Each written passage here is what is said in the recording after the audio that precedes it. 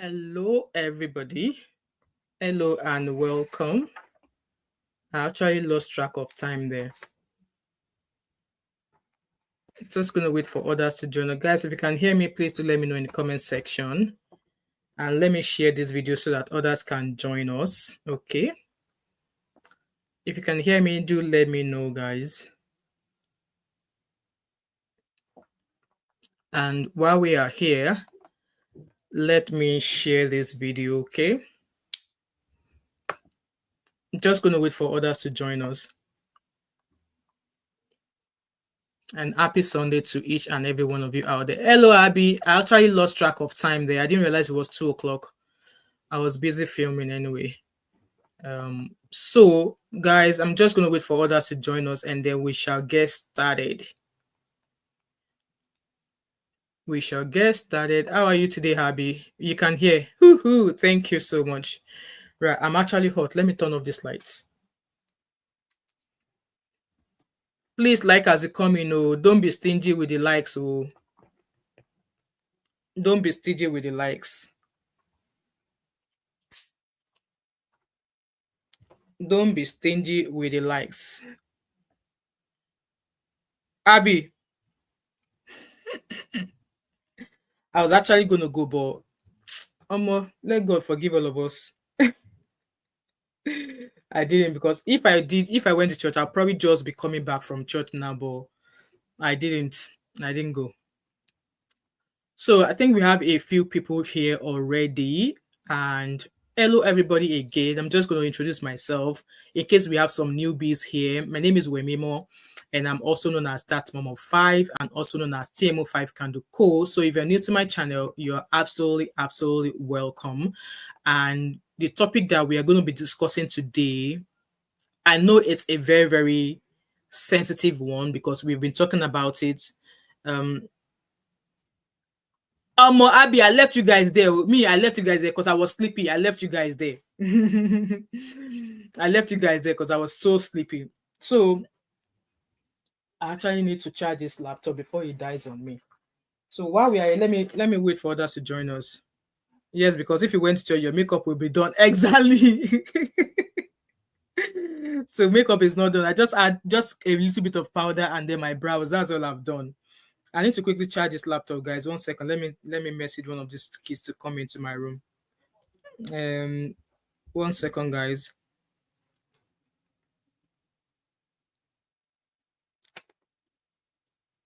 I'm just gonna wait. Like I don't know how you guys were able to be on that show till that time. Now I was like, Kilo de waiting happen. Now why are you guys up till that? Obviously, it was an interesting topic, but I was just like, nah, I need to sorry guys, I'm gonna quickly mute this. I'm gonna quickly mute, guys, okay.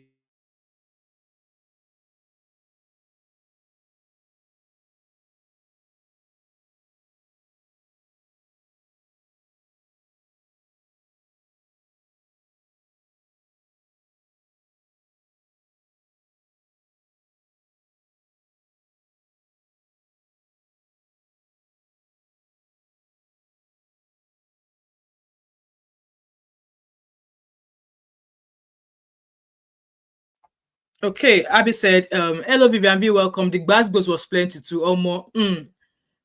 You guys, I hear Luna. Me, I don't have that energy. I had to go to bed. I was actually tired yesterday anyway. So guys, let's get started on today's or this afternoon's story. Okay. I was actually going to do this yesterday, but I guess well, no, I don't want to weigh you guys with a lot of videos and stuff like that. So I thought, why not to do it today, Sunday afternoon, though we have another live stream at 7 o'clock tonight. So we're going to be doing that. So like I was saying, we've been discussing about all this issue of, Ghana, Nigerians in Ghana, and Ghana people saying that they don't want the Igbo King in Ghana. And with all of obviously since this matter has started, I've been trying to get all of the videos. I want to hear the side of this man's video. Okay, I want to hear his side of what he actually intended. And I'm still of the opinion that he has a good intention for Nigerians in Ghana. But then if you're going to be providing such services to the people of Nigerians alone, it doesn't make sense that that help or the services you want to give to Igbos and Nigerians in Ghana, that you're going to exclude the Ghanaian from it. That's the only issue I've got with what he is actually practicing. And for me, I don't think I want to be a queen in somebody in a country that I have not originally originated from. I'm still of that stance and of that opinion, okay? I felt like it's just like I cited an example that okay, as we all are Africans in diaspora now, the people who are now in diaspora, the Oyinbo should now say, oh, because you all are Africans, you cannot use our hospital here, that because our hospital is only for people who are born here. How is that going to make us feel? I'm still of that opinion that whatever is good his intentions are should be open to everybody in Ghana. And also, I also listened to an interview which I'm going to be sharing with you. It was where Hassan Ayariga is actually accused now with what that man said is starting to come across as being personal now. This person did not actually mention Igbos or anything. It's now Nigerians now.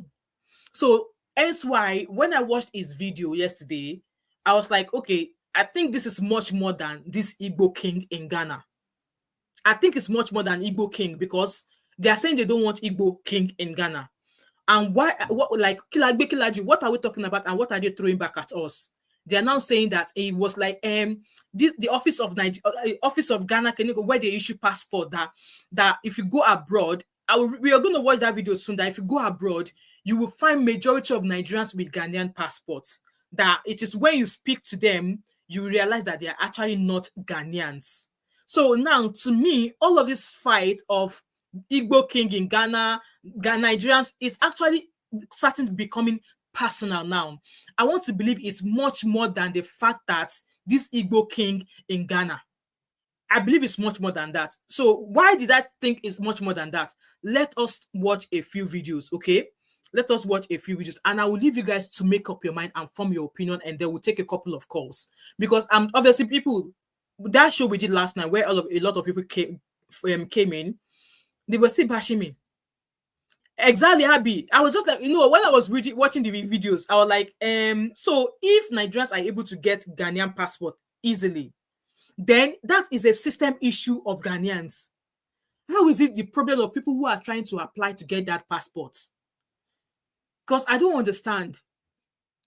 I see you guys, everybody. Welcome, welcome, welcome, welcome. Abby said, I'm even tired. He should go and claim kingdom in his village. Exactly. Maybe you should kukuma go and claim kingdom in where he originated from. Vivian said, well said. It started with the Igbos, then quickly changed. Exactly. So it's now, I think it's much more, it's becoming personal. Okay. But like I said, I'm going to share my screen with you. Let's watch a few videos that I found.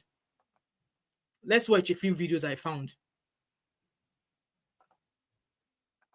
Guys, like us a comment, please. So I think we should start from here. Also not a Ghanaian. In one of his videos. So we should start from, I think we should start from here. So this is the video of where he asserted that this man is called Hassan Ayariga. He revealed that when they arrested the Eze King, the Igbo King, and I'm not sure if they actually arrested him because while we are watching this video, there's going to be a video or a picture of the said Igbo King, but it doesn't look like him because if you look at the proper picture of the Igbo King in Ghana, it doesn't look like the picture that that I saw in this video. But let's listen to what he has to say here first, and then we'll go on to talk about the passport one. Trying to use his volume is not what do you call it? Face. I mean, he spoke about media, something to make money. Do I look like somebody who makes money from TikTok or who makes money from? I think he was accusing somebody being behind. Do I look like somebody like you don't know me? You said you told somebody to bring you to my house. I said I don't want to see you.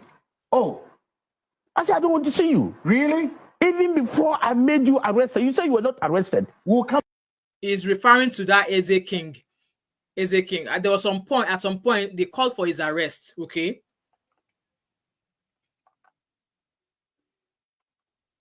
I don't know what's wrong with some of these TikTok videos. You play it and then it's not coming back on. I'm there. And folks, make this picture ready for me. There's a picture he's wearing a blue stuff. Make that picture ready. And then Mr. Hassan Ayariga will tell me that picture. Because yes, I will explain to you. Yeah. This man in police cell went to toilet 10 times. He ran diarrhea 10 times. Igbo King had diarrhea 10 times. I was shaking like this. This he said he was not arrested. He was shaking that they did not put him arrest. Must they all arrest be handcuffed? No. Huh? See the low mind person. It must all arrest be handcuffed. Can I see that picture? Somebody sitting there in that blue. There's no, let them show it. A cap on his head. But my sources. I'm yet to come. He's come. She's come. I'm not done with this. Can I see that picture? Do we have it there, folks? Get me quickly. Yeah. I am going to give you evidence. Big time evidence. If he says he's not a scammer. Metro TV workers went to him to do a program for him. He gave them a fake check. Hello. That's one of the person I'm talking to was the chief one. They went to the bank and the bank told them this is a fake check. Hey, he should come and ask me and I'll give him the... This is quite explosive. This is not. I am telling you. I have the name of the person. I can mention the name of the person. When I'm telling you something, I am not like him. I know how you do your things. I don't come out to talk anyhow. I said that the person currently is working in the office of the chief of staff. He has left Metro. And he's not working in the office of the chief of staff. I won't mention his name. I have his name. I won't mention his name. He gave him fact check, he and the lady. There were two, a man and a lady. You think I don't know what is happening in this country? This man that we are regarding him, this man must leave Ghana. He's destroying Ghana. He thinks that he is. So this is when it was still about Igbo King, okay? This man Ayariga, this was when it was like he has to leave. We don't want Igbo King. I'm still going to share a video where he was knocking Nigerians about having Ghanaian passport, okay? It's a powerful man telling Nigerians that, look, we are not against Nigeria, we are against you. You. Yes, that was why I love the way you demystify. Yeah, we are not against Nigeria, we are against you. You in particular. Exactly, and I think the record must be set. You in particular. You cannot destroy Ghana's name and come and tell us that, oh, you did it. So that's the alleged image of the King. That's the alleged image of the King. When he was arrested. Is it the one? This is. Can you zoom the picture? This is Ijoekwe. Tell him that he should come out and deny that this is not him at the national security when they were about to release him. Oh, so he's the one sitting. He's the one sitting there when they were about to. Why was he not wearing his? Can he wear it? He should try it and see. I don't know, Abi. He should try it. Man pass what? Man. So Monday. He should try. He should come out and deny that this is not him. And she tell me whether this is not him. I am giving him evidence. Anything I tell you, I have evidence for you. At this time, I was giving the orders. Let me tell you, somebody came and begged. They came to beg him. And that person is a Ghanaian. And I'm not going to mention the person's name. Because someone was wondering how he managed. Because actually, I wanted him to be there for 1 week. Can you imagine? That would have been. Because he's disturbing this country. He's causing anarchy in this country. Yeah. And we cannot accept that. You understand what I'm saying? He should be detained until we forget about him. His ambassadors came, they could not. So if they go and sit. The Nigerian High Commissioner came there. He took him there. He took him to the NIB.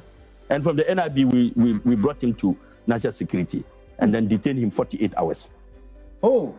He should come and say he wasn't detained for 40. I really want to know the role of this Hassan Ayariga because I just Googled him now. They said that, according to Wikipedia, he's a Ghanaian accountant and unsuccessful 2016 Ghanaian presidential aspirant. He is the founder of All People's Congress and was a candidate of the People's National Convention for the 2012 presidential election. So what does he do actually? I really want to know his role because for him to be sitting down here talking, I really want to know what is he in office? Because you guys take note, it started with we don't have any problems with Nigerians. That it is the Igbo King that he has a problem with. Hence why they are talking about him the way they are talking about him, that he had an arrest, that he had diarrhea 20 times, that when he was there, he was shaking. Apparently, it did not come He did not come with his Eze outfit, blah, blah, blah, blah, blah. I will allow you guys to listen. So at the beginning of this interview, it said we have no problem with Nigerians, right? We all heard that. I will allow you guys to finish listening to this, and then I will share with you another video where he was now talking, and I felt like it is more now about Nigerians as compared to the Igbo thingy in Nigeria. So let's finish listening to this interview. I will drop the link at some point, guys, okay? 8 hours. I challenge him, and I will tell him who built him, how he was built, and from that place where he went to. He told them that his BP has gone 270. Oh. He's dying, shaking like this, shaking like a parrot. But parrots don't shake. What shakes? Right, any Ghanaian watching, I really want to know the role of this man. What shakes? Tell me what shakes. He was shaking and shivering. Oh no. And they asked him, you sit down, relax. And take it easy. He was going to toilet every 5 minutes. This is the man who called himself Igbo King. When he was released on bail, how do you invite somebody and detain the person? If he thinks that we don't think, I am asking him a simple question. If I invite you to a police station, I would like you to write your statement. Within 12 hours, 24 hours, you write your statement, and then you go. Okay, I'll be possibly. That is an invitation. Exactly. When you are detained overnight, hello, Mr. Diwa. It's arrest, though. And you are bailed. Yeah, you are bailed. You are given a bail.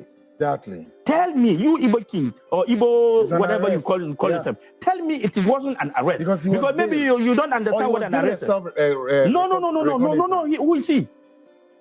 Who is he to get self? So somebody has given us information about this. Azan. Somebody here said in the comment section, verify this. Hassan Ayariga attended Ghana Secondary School in Tamale and then in Nigeria, Bariwa College in Zaria, but did not earn a degree at Bariwa. He eventually studied accounting at the London School of Accountancy, yet likewise neither pursued or acquired any degree. Ayariga later attended Atlantic International University, an unaccredited university, often described as a degree mill, 3 or 4. This is not Ayariga's only dubious American educational credential, as he's also the recipient of an honorary degree from Reagan National University, an institution likewise widely reported as a fraud. Despite styling himself as doctor, Ayariga has never actually earned any degree from an educational institution. Ayariga Hassan is an illiterate and fraud. Allegedly, no be me talk am. He can't. Even the person who built him, the person knows himself. I don't want to mention. He knows that I know that who he is. He's in Tema. I don't think he has a role. The person is coming from Tema. He's a brother. Okay. You understand? Yeah. And he begged and begged and begged. And begged and begged. So he was in the hands of the national security. He's telling Ghanaians that nobody has arrested him. Are you playing with the mindset of national security? And that is where you are causing national security threat in this country, and you think they should allow you? If you have done with anybody in any party, that is not the duty of national security. The national security of Ghana, their duty is to take petitions and listen to Ghanaians. I think so. Mr. Diko said his brother is the leader of the majority in parliament. All right, okay, thank you for that. Thank you so much. And we're almost towards the end of that video there. And then I'll play the one where he was actually now speaking directly at Nigerians, okay? Exactly. And investigate matters and find their findings. Yeah. You think they are also not a Ghanaian? In one of his videos, he said that somebody, Hassan Ayariga, is trying to use his... Okay, so that was that. So now I'm going to play the video of where he was actually addressing Nigerians, that Nigerians, why will Nigerians have Nigerian passport, blah, blah, blah, blah. Foreign ministry. So according to this write-up, it says protect the foreign ministry, especially the passport office. Nigerians have invaded these offices, taken our passports and tarnished our reputation as Ghanaians. Hassan Ayariga urges Foreign Minister Samuel. So when I saw this video, I was like, now, okay, it's no longer about Ghana, Igbo must leave. It is now Nigerians. You know what? After watching that video yesterday, I have come to a conclusion that it is not actually about that Eze King now. It is not about that Igbo King in Ghana now. It is actually about Nigerians. They are just starting their shenanigans again the way they've always started it. They just had to look for something to get that drama started. This is my own opinion, and you don't have to agree with me, but this is how I feel after watching this video. and then we're going to read a couple of comments from the comment section as well, okay? Akujato, if you are listening, listen very well. Watch your ministry very well, especially the passport office. Nigerians have invaded the passport office and are taking our passport and spoiling our names. Oh, Charlie. What is the freaking big deal about Ghanaian passports? Is it a Swiss passport, or what is that passport that Tayo Aina bought? Can in fact, what is the big deal about Nigeria, about Ghanaian passport? I would love to know. See, guys, when I watched this video yesterday, I was triggered, but I'm going to maintain my cool. Let's keep listening. They have taken our passports, calling themselves Nigerians, and getting Ghanaian passport to use to do their businesses, and they are destroying our names. Destroying our names. So the king and chiefs, they should know what they are doing, because what they are doing, outright sale of our property, is wrong. And this is in power. 6 months ago, it was MPP. Don't forget, where you sit today, tomorrow you will not be there. Leave something for people to remember you. Exactly. Do something for Ghanaians to be proud of you. We are here today. How many people talk about Akufo-Addo again? President Akufo-Addo, we are forgetting about it. So soon, 6 months, 7 months, it's gone. It's gone. It's not even happened to a year. No. So if you are sitting and on the within chair, their own MPP, yes, they are not even referring. They are not talking to him anymore. If you are sitting on the chair, and it's the responsibility of you to serve Ghanaians well. For a minute. So there's a few comments I'm going to read it. So somebody said, "Oh my God, this is so true. I live abroad and most Igbo people have our passport. This is a disgrace to our nation and it must end now. Mr. Ayariga for president." Also, somebody said it is true. I have seen several Nigerians using Ghanaian passports in the UK during training sessions with Ghanaian names, but does not speak any Ghanaian language. Can you see? This is what they are planning. This is what they are saying. Anyway, that's that. So, like I said, when I watched this video yesterday, I was triggered and I was just like, you know what? F off with these people, man. So I found a few videos of the Igbo King himself. So let's listen to what he has to say. I think I should play. I'm going to play this one and then play the one of his wife as well. Okay. Nigerians that are concerned about these social media fake informations that Ghanaians are beating Nigerians, destroying their businesses, asking them to go. I want to tell you that this is internet fake informations.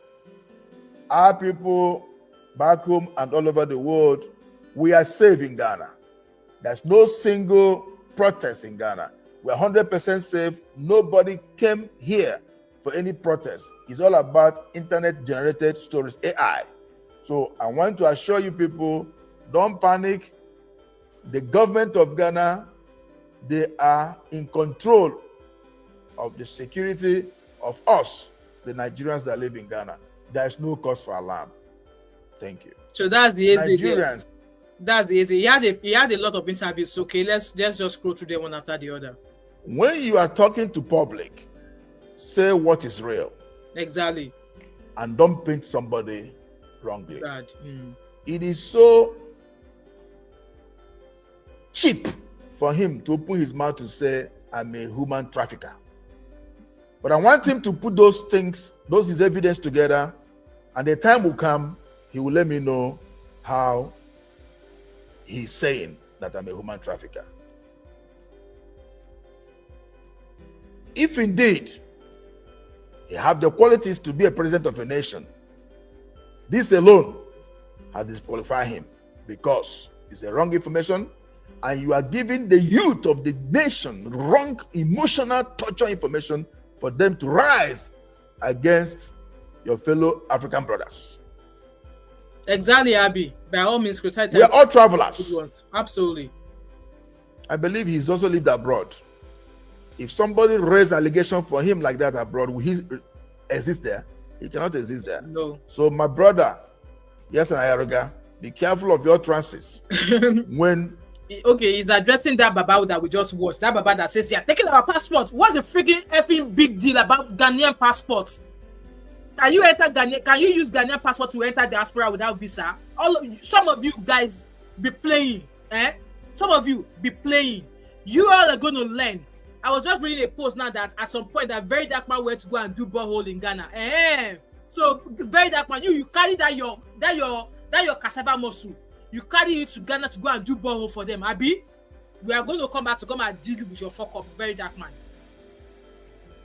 You are in public against your fellow human being.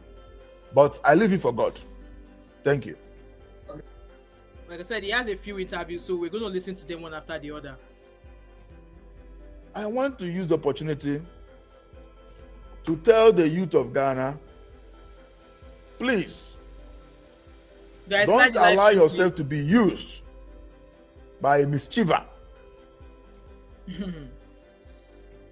who is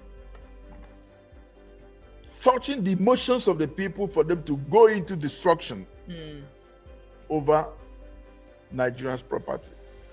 While you are, if at all you go in to do that, while you are doing that, he'll be taking the footage of what you are doing to put also in his platform. I'm making my money, and you are there to destroy. So please, the youth of Ghana, I plead with you people not to engage yourself in this kind of situation that somebody is provoking you to get into that. I want to use the opportunity to tell the youth of Ghana. Okay, we've listened to this. I want us to listen to all of his videos. So then I'm going to drop the link so we can take his call. And we can take a couple of calls. So this is his wife. So she's speaking Ghanaian language. I don't understand Ghana language. But this is his wife, okay? Chief. This is the wife of the Igbo King. Yeah, for 28 years. So she's speaking Ghana. I don't understand Ghanaian language. So let's listen to that of him. So we've listened to 3. So let's listen to one more. The video you are seeing on the internet that I said will build Igbo village was made 2013. Okay, that 12 video years was ago. made. If you look at my age now, my age then, that time no small. So you guys heard him. That video was made in 2013. We are now in 2025, 12 years later. Why are they now coming out to cry now? What happened now? He made that statement in 2013. You guys heard him. What now happened that the Ghanaians are now crying? I really want to know. What happened? Tough luck, welcome. What happened? So he said that statement in 2013. You guys have lived with him, done everything with him till 2025. So in the 12 years, what happened? I really would want to know what happened. What did he do this year that now ignited Igbo must go, Nigerians must go? I'm really curious, and I really want to know. Otherwise, I swear to God, I'm going to start dragging Ghanaians. I really want to know why you have not been crying since 2013 that he made that statement. Why are you now contesting or protesting now? But let's keep listening to him. And you can see the video how young I was then 12 years ago. Now, we have no piece of land acquired. You guys said no piece of land acquired for that project because it did not come to pass. Because it did not come to pass. Nowhere in Ghana we bought land for Igbo village till now, till tomorrow. But it was so bad that some of our bloggers misinterpreted the vision and they said, we want to build Igbo kingdom in Ghana. That is 100% lies. If you go back to that video, you see what I said is Igbo village. And the interpretation of village is different from He's kingdom. ready to drag. Hello, Abe. We have no any plan to build any kingdom in Ghana. We cannot build kingdom on top of someone's kingdom. The video did you guys heard? You are seeing on the internet that I said. So you guys heard that. He said that in the video where he said we're going to build that that video really was said in 2013. And like I said, I would love to know what actually happened. That in 12 years, Ghanaians did not say Igbo must go, Igbo must go. Why are they suddenly coming now to say Igbo must go? Why is it now a problem that Nigerians are now acquiring Ghanaian passport? As if Ghanaian people know they acquire Nigerian passport. Because these things that you guys are echoing that Nigerians are doing, you are also doing this in a way. Just because it's not being reported does not mean that it's not happening. Just because it's not being reported by Nigerians, it does not mean it's not happening. So that's that. You guys have heard. That's that. You guys have heard him. So one more video from him, and then we'll move on to the next, and then I'll start taking your calls. They even put... But before taking your calls, I want to read an email that I just received. I'm going to share my email, and we're going to read that email that somebody sent to me. The internet, that people have come to my house to protest. Nobody came to my house for protest. And that video is seriously causing problem. Our people back home all over the world are calling us, thinking that we are not safe in Ghana. But Ghana is one of the most safest countries in the world that accommodates everybody, that the security of Ghana is so good and so tight that people are comfortable living in Ghana. But what these internet bloggers are doing, they are rather destroying the image of the nation without thinking. By the grace of God, as we live in Ghana, doing our businesses, have our house where we live, when we grow old or we decide to relocate from Ghana, we will not take the properties home. It's already built in Ghana. It's also part of development. Exactly. And we have businesses. We will not be part of anything that will destroy the nation. If anything that will destroy the nation come through us, that means our businesses, our properties will also be destroyed. A progressive man protects what belongs to him. Exactly. They even put in the internet that people have come to my house to protest. So we've already watched that. So I think those are the videos I wanted us to listen to in regards to what has been happening. Let's listen to this one. Wish to clarify that the plan discussed in that interview never materialized. So I believe this is the same thing about the talk of the Igbo village, which he already said himself that we did not acquire any property. The plan did not happen. So why are they raising the talk of you acquired 20 acres or you acquired blah, blah, blah. You wanted to build Igbo, blah, blah, blah, blah. So it's not happened. So what are they making the fuss for? What's the fuss about? What's all the noise and talks about? Due to a series of issues surrounding the rightful ownership of the land in question. This led to the cancellation of those plans as far back as 2014, and there is currently no plot of land in Ghana that has been embarked for an Igbo village. Our Igbo leader, having been a resident of Ghana since 1995 and married to a Ghanaian businesswoman, has a deep respect for the culture, laws of the nation. Hello, Monica, welcome. We Igbos will never engage in any activity that would mar the strong, cordial relationship between Igbo people residing here and the Ghanaian communities. Our leaders comment to being a law-abiding resident has been unwaveringly throughout his stay in Ghana. A message he constantly conveyed to Igbo community with absolute clarity. Wish to clarify that the plan. So you guys already heard there that there was nothing like the bought land. That did not happen. So I really want to know why the Ghanaians are on the street asking that Igbo must go. I would want to know. Esther said, but is there no Chinatown in Ghana? Why did they protest against that? Is it only ourselves we know and like to fight? What's really going on? Exactly. Help us ask them. I'm sure a lot of them are watching me now. I wish they are all here to come and answer all these questions. So, like I said, let me quickly share my email. Somebody sent me an email. Okay. Where am I? I'm still here, right? Somebody sent me an email. Let me share my screen with you. Obviously, they watched a couple of videos on my channel and they actually had something to share. They educated me in a way. Okay. So I'm not sharing it because I want to be mad. Let me see if I can. Okay, I'm just going to hide the name. So I hope you guys can see my screen there. So let's read the email together. I hope you guys can see it. Let me see if you guys can. Let me try and okay. I hope you guys can see it now.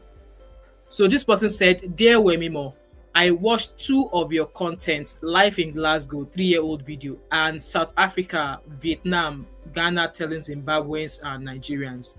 So this person continues saying, "I am a South African based in Cape Town.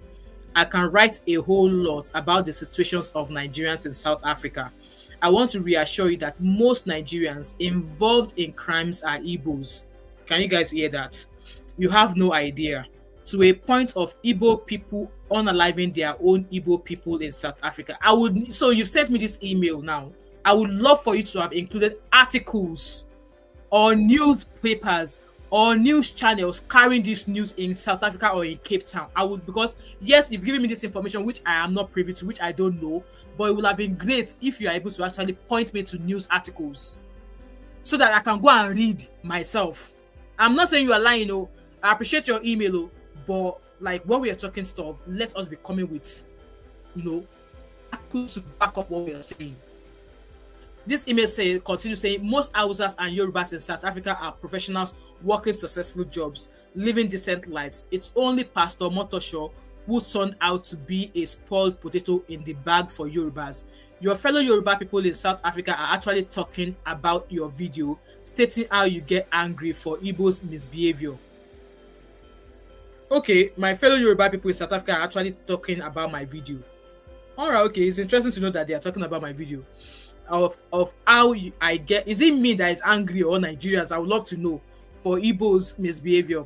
Chidima Adesina's case is another case. By the way, even the way she spelled her name, Adesina's surname, is not a Yoruba name. That's how she wants to be known. Do you know her name more than herself? Do you know her name more than the parents who gave her the name? It's just like I say this is the way I want to spell my name, and you're coming to tell me that no, that's not the way to spell my name. I'm not coming at you, but I really want to understand where this email is coming from. So this person continued, I'm sure you know that she was not born in South Africa, but both her parents are Nigerians. Check her interview with TVC, Your View, where she stated that both her parents are from Enugu, okay? And her Mozambican mom has stolen someone's child identity, which it is not Chidima's doing since she was a baby. Okay, so you agree that it was not her doing, but South Africans are crucifying her for it. The South Africans are crucifying her for the errors or the offense of her mother. So Chidima is totally not a South African by the rule of land, not brat, okay? Yorubas are peaceful, well-behaved, respectful, and positively contributing to a better economy in South Africa. Yorubas live in beautiful and classy living conditions in South Africa. By the way, basic health care in South Africa is free as part of government social welfare and overburdened. Then private health care, one pays, and that is where Operation Dudula wants illegal immigrants to access the health care. Most illegal immigrants cannot go to the private hospital because they are illegal, okay? They cannot produce the right documents or no documents. Zimbabwe, Mozambique, Malawi, Ethiopians, Somalians. So all of these people are there, but it is Nigerian's name that's easy for you guys to call. Abi, so there are all of these people there. Obviously, they are calling Nigerian and Zimbabwe and Mozambique that I saw in the interview. So they are not. So Nigerian and Mozambique is easy for them to call, but Zimbabwe is not easy for them to call. Malawi is not easy for them to call. Ethiopians is not. Somalians, they are not easy to be called, but Nigerians and Zimbabweans are easy to be called, right? Hello everybody, I see you. I'm going to be dropping the links shortly, and then we can all add our thoughts and opinions in this, okay? Also, Pakistanis selling fake food products, and Igbo people selling fake medicine. So how is Pakistanis problems Igbo people or Nigerian people? How is that a problem? So you are now clapping, or you are now counting Pakistanis wala. You are now adding it on top of Igbo people. Selling fake drugs, medicines, involved in human trafficking, prostituting young girls, as if there are no prostitutes in South Africa. As if there are no South African girls that are into prostitution. As if there are no Ghanaian girls that are into prostitutions. Please, please, please, please. Okay? Just to name a few. Most elite Yorubas visit South Africa a lot. Old weddings reception for their kids in Cape Town, South Africa. I have been to Badagry and well treated by the Yorubas. I respect Yoruba people or anyone who respects South Africa, and I'd like to believe that this is the case with many South Africans. So in my analysis, when you comment on South African videos, you are commenting in the capacity of a Yoruba, not as an Igbo who are mostly committing crimes in South Africa. On the positive note, so that's pretty much what that email was all about. Guys, leave your thoughts and opinion in regards to that, okay? leave your thoughts and opinion. I'm going to read your comments and I'm going to drop the link so that we can all start chipping in our thoughts and opinion. Guys, I'm going to allow everybody to have their thoughts and opinion. I'm not going to agree or disagree, but as it is now, this is my opinion. I've come to the conclusion that Ghanaians are just targeting Nigerians for no reason. That's my take, and I'm not going to change my mind. So let me read your comments, and then Monica said, I've already said this since yesterday, jealousy and hatred. Okay. Karen said the Chinese are not saying they are building it for just Chinese. Well, when the Chinese people said they had a shop sometime, I think there was a shop in Abuja or somewhere that they said the products are only for Chinese people. I saw how I uploaded a video that why is it open for Chinese people alone? It's a different case if Nigerians come, we buy the market there and we don't like what they sell, then you will not go there again. But why are they stopping other people from entering because it's a Chinese restaurant or Chinese supermarket? Karen said the Lebanese and Yorubas are here. I think you have not seen the initial video that brought out the rage. He said a kingdom for just Igbos. Well, from what I have read, from what I've heard him say himself, he said that kingdom has not even been built. So, to the best of my knowledge, the kingdom was not even built. So why are Ghanaians crying? I want to know, why are you all crying? It's a different case if he has already erected the building. It's a different case if he had already started the Igbo kingdom. But according to the videos we've just watched now, nothing of such has been done. So why are you acting mad? Why are you guys acting crazy over a talk of the mouth? Exactly, just hearsay. Right, I'm going to drop the links in the comment section so that you guys can call in. Right, the link to take the call, the links to call in is in the comment section. Deal is asking for the call. So the link is in the comment section, guys. This email is written by a Nigerian. Possibly, I mean, the name does not sound Nigerian to me. No, the name is not Nigerian. 2KY or 2Y, the name is not Nigerian.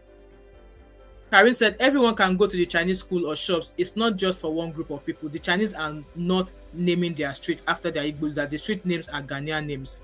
Hello, Cassie Logan, welcome. How are you? Mr. Adelekon said the man is actually right because he is protecting his flag. Okay. We are not separatists in Ghana. Okay. Right, okay. Abby, you have the floor. Hi, I actually don't have much to say. I think there's more people waiting that would probably shed more light. But I wanted to say that, of course, one thing that we do here is have a balanced conversation. We call Nigerians out when they're wrong, and we praise them when they're right.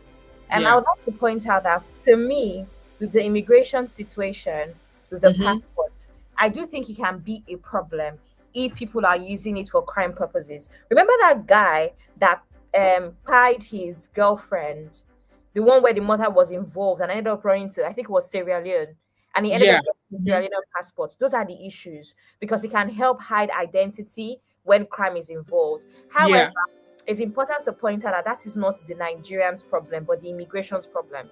You need to make sure that immigration is tight. And also, in regards to if that Igbo man said his kingdom is for Igbos or not, I want to let you guys know that we already criticized that it has no right to build a kingdom in another person's country, another person's land, and then specifically say that it is only for his people. If you want something like that, go back to your village. Even as an Igbo person in another state, in a Yoruba state or a Hausa state or any other state, you can't even do that. You have to make sure that it's for people. The only issue I have here is lack of balance, guys. Nigerians, I mean, there's so many things. Even I have an uncle, Afro Nation. Afro Nation is held in Ghana every year. We know how much money that brings to Ghana. Because of things like that, Ghana became popular. Who made Ghanaians even more popular for tourism? Nigerians and the numbers. It's true. Every Christmas, look at the number of Nigerians from the diaspora that go and pump into that economy. Like I said, even my own uncle that spearheads Afro Nation, I know how much money he puts into that country every year. So I say this to say that why do you guys pick and choose and not remember that a very big part of your economic value is by Nigerians, because of Nigerians? It's not fair. So go about this in a fair manner. That's all I'm saying. Yeah. Thank you so much, Abby. Thanks so much, Abby. So, John Safo, you are next on the stage. Please unmute yourself and share your opinion. Good afternoon again. Good I came afternoon. How last are you 2 days today? when you were discussing the Igbo stuff with Ghana, and Yeah, I I remember said your something name. to you. Yes. So we have a countdown. We have a countdown of 5 minutes. Okay.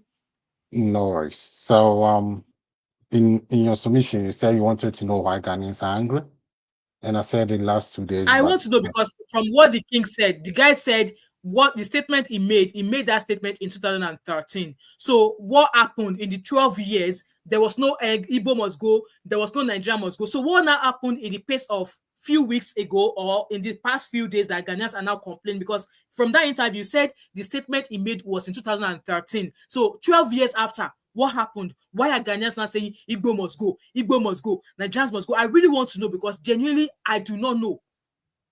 yes, I understand you. That's why I always say in every country there are different cultures.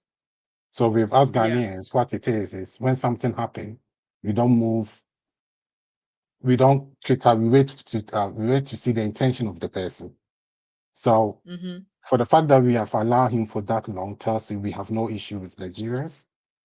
The problem Okay. with him is the way we respond to issues. So in Ghana, there are certain things, for example, you're in UK, right?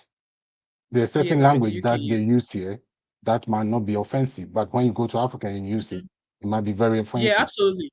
Yes. So when the issue came, so there were issue about why the police was arresting some few Ghanaians and Nigerians who are cooperating in crimes. So the immigration service invited the Igbo King and said, he usually goes through the embassy, but they invite him and said, this issue are coming up. Please, can you talk to your people, blah, blah, blah. So a week later, he came again. A week later, people concerned Ghanaians compile everything that he have said so far. And people say, oh, I see. So that was your intention. Your intention wasn't like building an association for everyone. You keep on saying Igbo. You didn't even say Nigeria. So people was like, maybe his intention is to build that community for certain purposes. So in my view, all that he could have come and said, "New Ghanaians, I'm sorry. I didn't mean that," and everything would have been gone. So our problem in the beginning was like he said we are crazy, uncivilized people because we are criticizing our immigration service, our kings and chief, not to see the intention of any foreigner that comes in. So that triggered other concerned Ghanaians and said, "Why is this guy speaking so arrogant?" So they questioned the government why our foreign minister haven't said anything so far, and they decided not to say it. Then other people said, "Oh, the Ghana states chiefs are giving land to Nigerians," which for me is not really wrong. But our problem is if land are given to you, it's given to you for a certain purpose. That's how our constitution is. And if you call yourself a king, a chief, it's against our constitution for a reason. And one of the reasons is we realized when Ghana was formed, we realized it was causing tribal issues. And people were using the name for whatever they want. So the government said, okay, let's make it illegal. If you are not from a bloodline in Ghana, you cannot call yourself that. So as soon as he said that, you have already broken the law. But because the relation Nigeria and Ghana have, our foreign minister didn't say anything. So if your foreign minister didn't say anything, I don't think it was a big deal. That was why he did not say anything, because so far, from what you've said now, it's all based on assumptions, to the best of my knowledge. Because if your minister has not said anything about it, he's not offended by it. So why should the people, if your minister has not said anything, why then are the people now taking it on board? Because it's an illegal. It's like because somebody's an immigrant now, an immigrant can't tell you are stupid. An immigrant can't tell you to shut up. An immigrant can't tell you are crazy. So it's a big deal for Ghanaians if an immigrant tells them to shut up. Like, no, come you're on, not man. getting the point. Come on, man. You have done an illegal activity, which is against our constitution. What are the illegal activities he has done? You cannot call yourself chief or king in Ghana unless you are bloodline. It's something that we have put in our constitution to prevent tribal war. Okay. That's the whole point. Okay. So when he was told that, look, we have no issue with Igbos, but you have committed crime. You have committed crime. So all that I'm saying, all that you have said, so Ghanaians, I'm sorry, and everything would have been squashed. But for him, he has issue if you listen to his first interview, he have issued with Ghanaians calling their leaders that why are you allowing this? Therefore, Ghanaians are uncivilized. Right, And you you can't have tell another an 30 indigenous seconds. people that they are uncivilized. You have another 30 seconds, Mr. John. Okay, another 30 seconds to Yes, round I'm up. just trying to explain because you keep on asking why Ghanaians are angry. And then later that he found out he was being arrested, he started using Nigerian, we Nigerians, we Nigerians. That's why Hassan Ayariga started saying Nigerians. Before, he never said Nigeria. He was saying Igbos. So what I'm trying to say is, I know you have played some videos, but you have to go Yeah. back to the old videos so that you can understand Please, sorry context for of the interrupting. If issue. anybody has any of those videos, please kindly forward them to me on my Instagram page. If anybody has them, because I really want to understand all of this because it's annoying. But carry on, Mr. John. Yes. So all that I'm saying, this thing could have been stopped. In any case, my last point, so that you understand that no one is destroying Nigeria property. I've heard this so much. Okay. So what the government is doing now is that the government have sent the people who want to do the protest to court. So usually our government does that. The reason is when they send us to court, they let us sign some stuff saying we won't destroy anything. That's why peaceful protests are always happening in Ghana. So it's not like the government is supporting Ghanaians and all that. So I just want to educate people that that's why the protest didn't come some.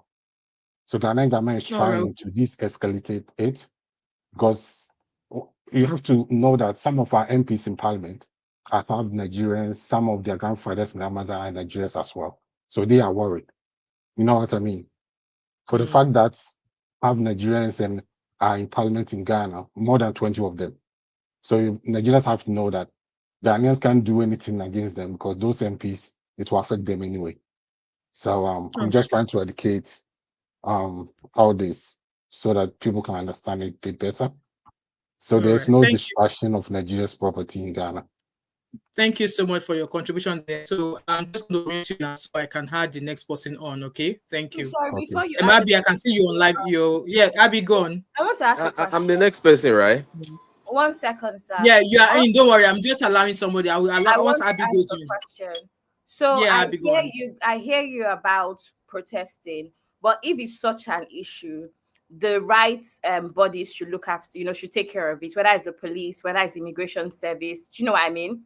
It shouldn't have to be you guys taking to the streets to protest against something. You're saying in the constitution there's nothing that says you're allowed to have a kingdom or have a community. Then that's fine. Let the right bodies, the right people handle that problem. And that's what we're saying, that it's not coming across as hatred, because all of these things is not necessary. That's what I want to say. Thank you, Abby. Right, Mr. Deal, that's you on. Unmute yourself, Mr. Deal. Okay, thank you very much. The last two speakers, the Ghanaian guy, thank you very much for this opportunity. Okay.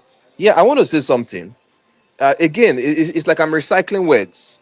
I have six things to say, six key points, but I'll start from You have the introduction. time. You have all the time. Sure. Okay. And I'll speak very slowly so people can capture what I'm saying.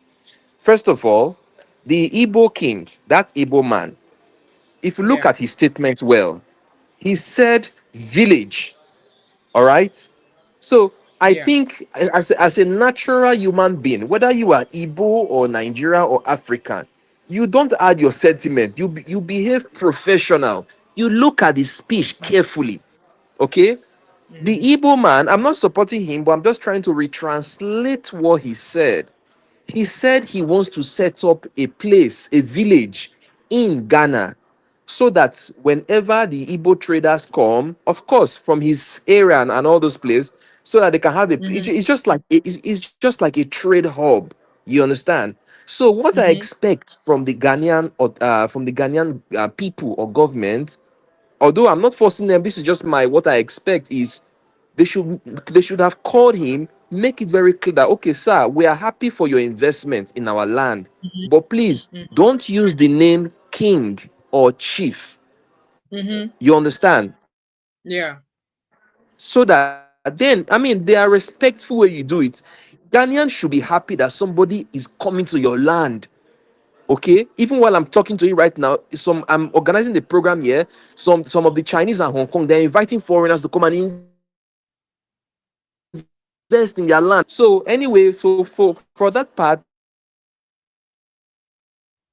Ghanaians people, okay, or human being as general, African people, Yeah. when something happen, look at it critically. Don't reject your own. You understand? Look at the other day, something happened in South Africa, whereby I saw it on the news. The white and the white South Africans and black South Africans were having some issues. What did Donald Trump do? Donald Trump, from the news, Donald Trump had a meeting for the white South Africans. They don't care about black people. So if a black man is an African man, if a Nigerian man is coming to your land, see him as your brother. Exactly. Ghanaian is about, I don't know the population. Let me assume there are less than 30 million people in Ghana. Check the growth rate of Ghanaian. Ghanaian need black people. They need African. Otherwise, their population is going to be growing by 1.1%. It will take them another 100 years for them to get to Nigerian population. So what I'm trying to say is, Ghanaian people, African people, learn to respect your own, love your own. Even me, I'm a Nigerian. Exactly. I can mention some Ghanaian names that have done me something very bad, but I refuse to be angry. I'm not pretending, but I just refuse to be angry because I'm an African. African is for Africa. We are one Yeah. people. That is that part. Then let me now give a key point on the 6-point agenda I'm having. Yeah. An introduction to that 6-point agenda. Number one, this is a very poor topic. This Ghanaian or South Africa or all this kind of, it's a very poor topic. Okay, why did I say it's poor topic? Number one, communication in Africa is controlled by YouTube. Okay, if I go to YouTube now and I pick any hate speech video, if I put $1,000 and campaign that video, I can campaign on your behalf. I don't need to be the owner Yeah. of your account. I can campaign that your video. If I put $1,000 and put a hate speech of that Ghanaian guy that said that thing since 2013, trust me, I can sure that I can even create propaganda. I will just put $1,000, campaign it to reach 4 million people. I will target Ghanaians so that in 2026 this problem should come again. True. In short, that is what happened. If you look at it well, somebody has campaigned that old video. The person target Ghanaian audience, age 20 years to 30 years. Those are the vibrant people.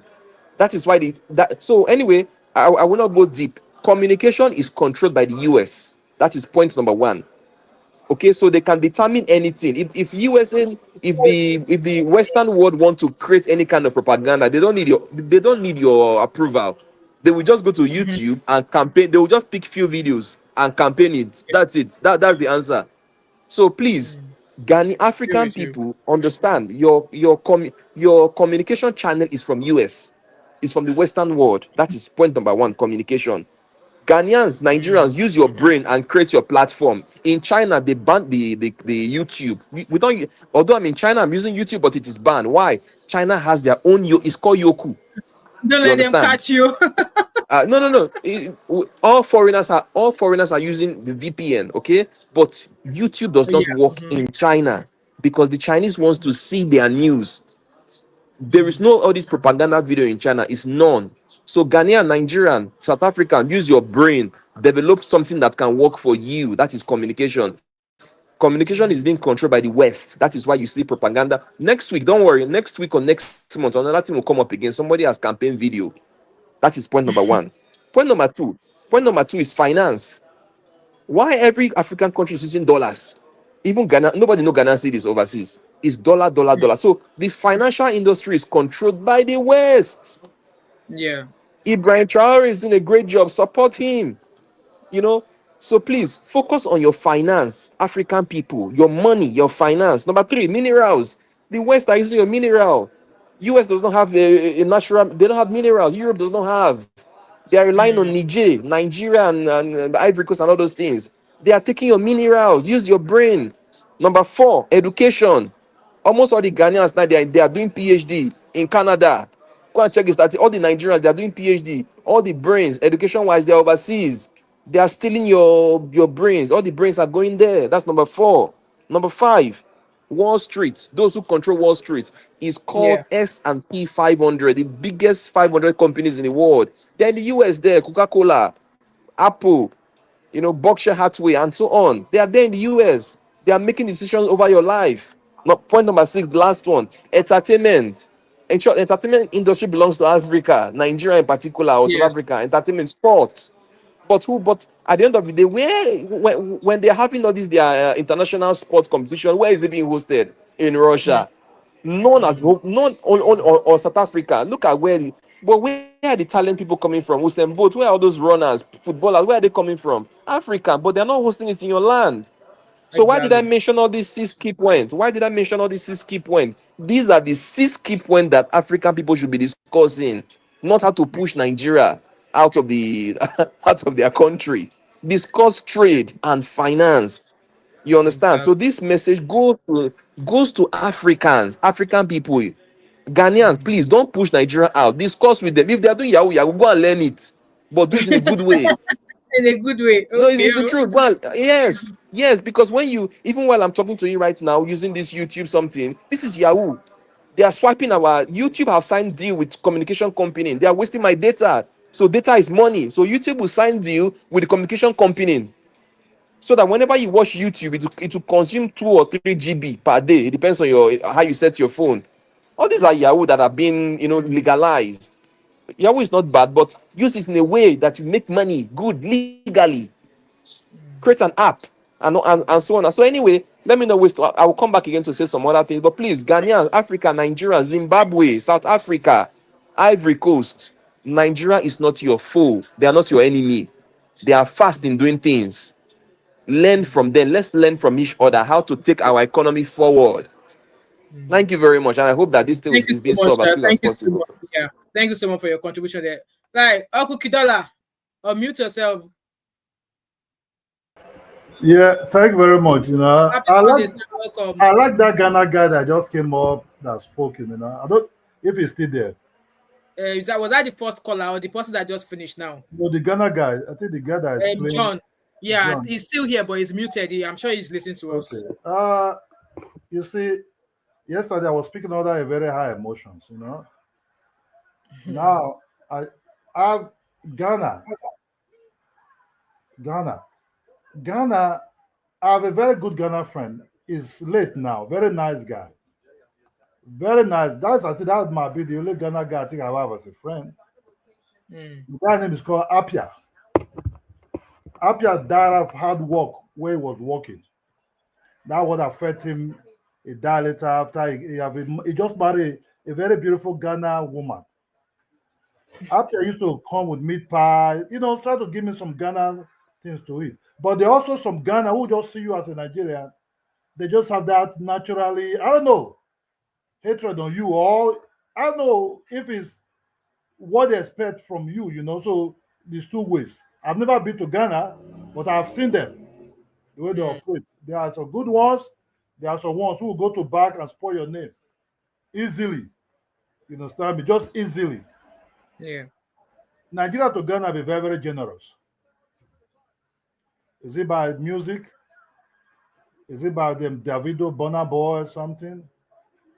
Even when Davido promised a guy that $5,000. Yeah, I saw that. Yes. Ghana people will tell the guy will never give to you. You see that negative coming. It's always negativity. No, you trust Nigerians will never give to you. Oh, forget about the guy. At the end of the day, Davido said somebody to drop the money. But I've never seen a Ghanaian calling Nigeria's studio as, hey, Bob, how far? You people have this. But Nigerian artists will call Ghana studio, bless them with something. You understand me? It's not about with pompous. This Igbo king, or it's not even a king, this Igbo man, yeah, I could see that he has some arrogance in his voice. He's using words that are a little bit arrogant. When you're dealing with people who study the way you talk, the way you move, you have to be very careful. I think you have a Ghana wife. Yes, he has a Ghana wife. His wife is Ghanaian. Asante. She's from Asante or something. Would have studied his wife's behavior, his demeanor, how he behaved before he started. At least they will know how to handle the community where he's staying. He mentioned villages wherever he want to build. These people seeing us as a Nigerian, not even this guy, even Nigerian students that are going to school there. Sometimes these Ghana young boys tell them, you people are coming to take over our place. You people are colonizer. You people have mentality of a colonizer. Immediately they start telling these children this one. And that's what I don't know why Nigerians sending their children there to school. What is there? You understand me? You people are coming to colonize us. You people have mind of colonizer. You know, it's not now. It's been like that for a long time. What just happened now? Somebody sponsored this thing that blew up. Yeah, possibly. With this guy that have a very arrogant way of behavior. You understand me? You see, YouTube propaganda brought Nigeria to Ghana. And Nigerians that go to Ghana say, hey, Ghana is good. Ghana is there's light in Ghana, which is lie. You understand me? So most Nigerians started going there. When some of them get frustrated, they're even confused. Some of them come back sick. You know, some of them confused also. So what you're seeing is Nigerians. That's what I said. There's a particular girl. I think she's from Cross River State. Very ugly thing. His mouth is very, very ugly. Uncle Kidola, don't let them come for you. That girl born for a Ghana man. The Ghana man this send her. The guy just abandoned her there. That girl carried propaganda against Mercy Johnson at first. We started saying Mercy Johnson mother came from Liberia or Ghana. That girl came as propaganda first. When that was first of all, she go after Ghana. Ghana did treat her well. They enter Mercy Johnson. He blew that. Now he's not working against Nigeria. Try to demarcate Nigeria. If you watch that girl comment, you start seeing that girl that Ghanaians say you are a special Nigeria. Ghana like when you attacking your country where you're from. That will make them far more happy. It make them nice. It make them feel good. It made them like yes, this. I've never seen Nigeria having a YouTube. Try to demarcate Ghana. Ghana is not even in our mind, except something came up like this. You understand me? But Ghanaians are very happy. You see, this YouTube, there are some YouTube Ghanaians are making. I don't know if they try to make money out of Nigeria, whatever Nigeria saw that. So they saw it. If you want to make money in Ghana, just talk bad about Nigeria. Ghanaians will rush to that place. And that will make them feel special, make them feel, yes. What you're accusing Nigeria of, your people are also doing it. One of your chairman is not what they're sending to the United States now because it's come America for about $100 million. Your chairman, your person. You see Nigeria carrying it or Nigeria talking about it. If it's just, even this so-called music, you can say, Nigeria that would be known for scammer. They're changing the narrative through music. Why you always have to bring negativity towards it? You know, nobody supported this Igbo man. We all said what he did was wrong. It was wrong, yeah. We Nigerians also have our positive side also. We like to bubble. We're not going to sink, wasting time for something less than go put people for table. So not organized. What that guy said, he said, yes, Ghana and Nigeria, I think they intermarry a lot. That guy that just that they are great man. I forget Nana something, UN something. I think his children are partly Ghana, partly Nigeria, partly Ghana. You understand me? When that boy was having problem, when they say he dupe or he tried to dupe something like that, when there's sanction, he came to Nigeria, living in VI. You know, but there are some who like Nigeria, there are some who really hate us. I think the majority of the ones that hate us are majority. You understand me? If you drive Nigeria out of the country, and so what? What's going to happen? They will go, you know. It's not the end of the world. It's not the end of the world. But I would have liked Nigeria government. Those Igbo girls, those River State girls, that's what I call them. They're all Calabaderians. Calabaderians and Igbo people, they're all the same. Not be me talking. If anybody's coming, no. One hand, Igbo, if not this Igbo man, what concerns Ghana and Nigeria? One hand, we also have Igbos.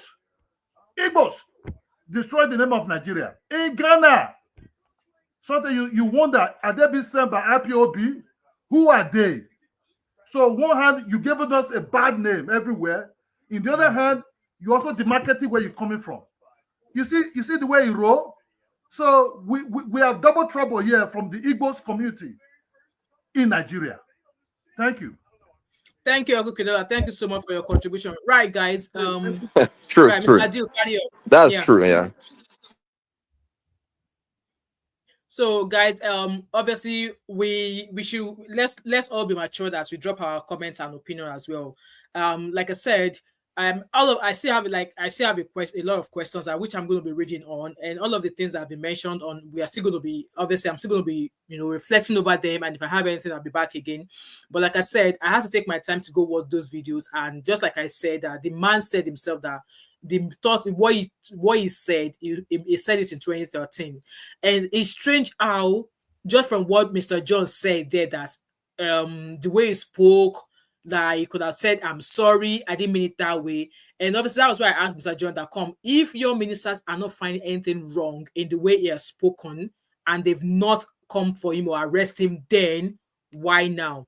And also, he did mention that, okay, in diaspora, there's some languages that you speak. In fact, when I even go underneath some of the comments under those videos, they were like, Nigerians are arrogant. Please, is it a crime to be arrogant? I would like to chip in something after. Yes, please. Like, is it a crime to be arrogant? Is it a crime for being a Nigerian for you to be overconfident in yourself? Like, when I see all those comments, and I'm like, okay, am I from a different planet or what? So in one of the show we did yesterday, somebody put a timestamp and say, oh, this is kind of mentality we are talking about. I've not even gone to check that timestamp. But yes, Ghanaians see an issue with Nigerians being arrogant. And they said, you are being disrespectful. Please, is Nigerian being disrespectful? Does it bring food or take food away from your plate as a Ghanaian? We all have different attitudes. Can I chip in something, please? We all please? have different attitudes. Yeah, sure. Carry on, Mr. Deal. Okay, talking about this particular stuff you said now, I would just cite two countries. Russia. When you come to Russia, you go anywhere you enter in Russia, you ask them question. They will tell you yes, no. It is, for me, it is very rude.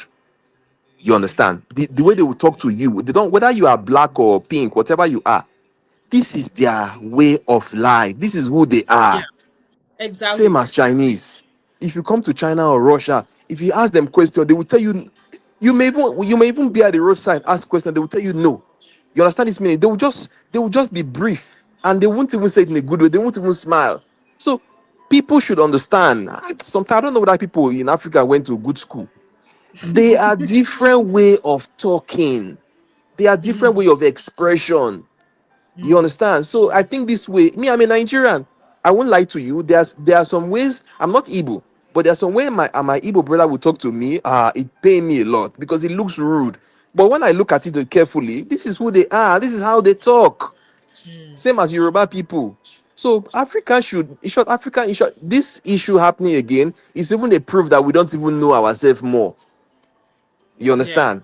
So that is that. Then talking about what my brother said just now, the last speaker about Igbo, okay, that are bringing us bad names. Okay, I will not comment on that. But what I will say is this: according to the statistics, okay, because sometimes as a human being, when so many people are pointing fingers, a wise man should take correction.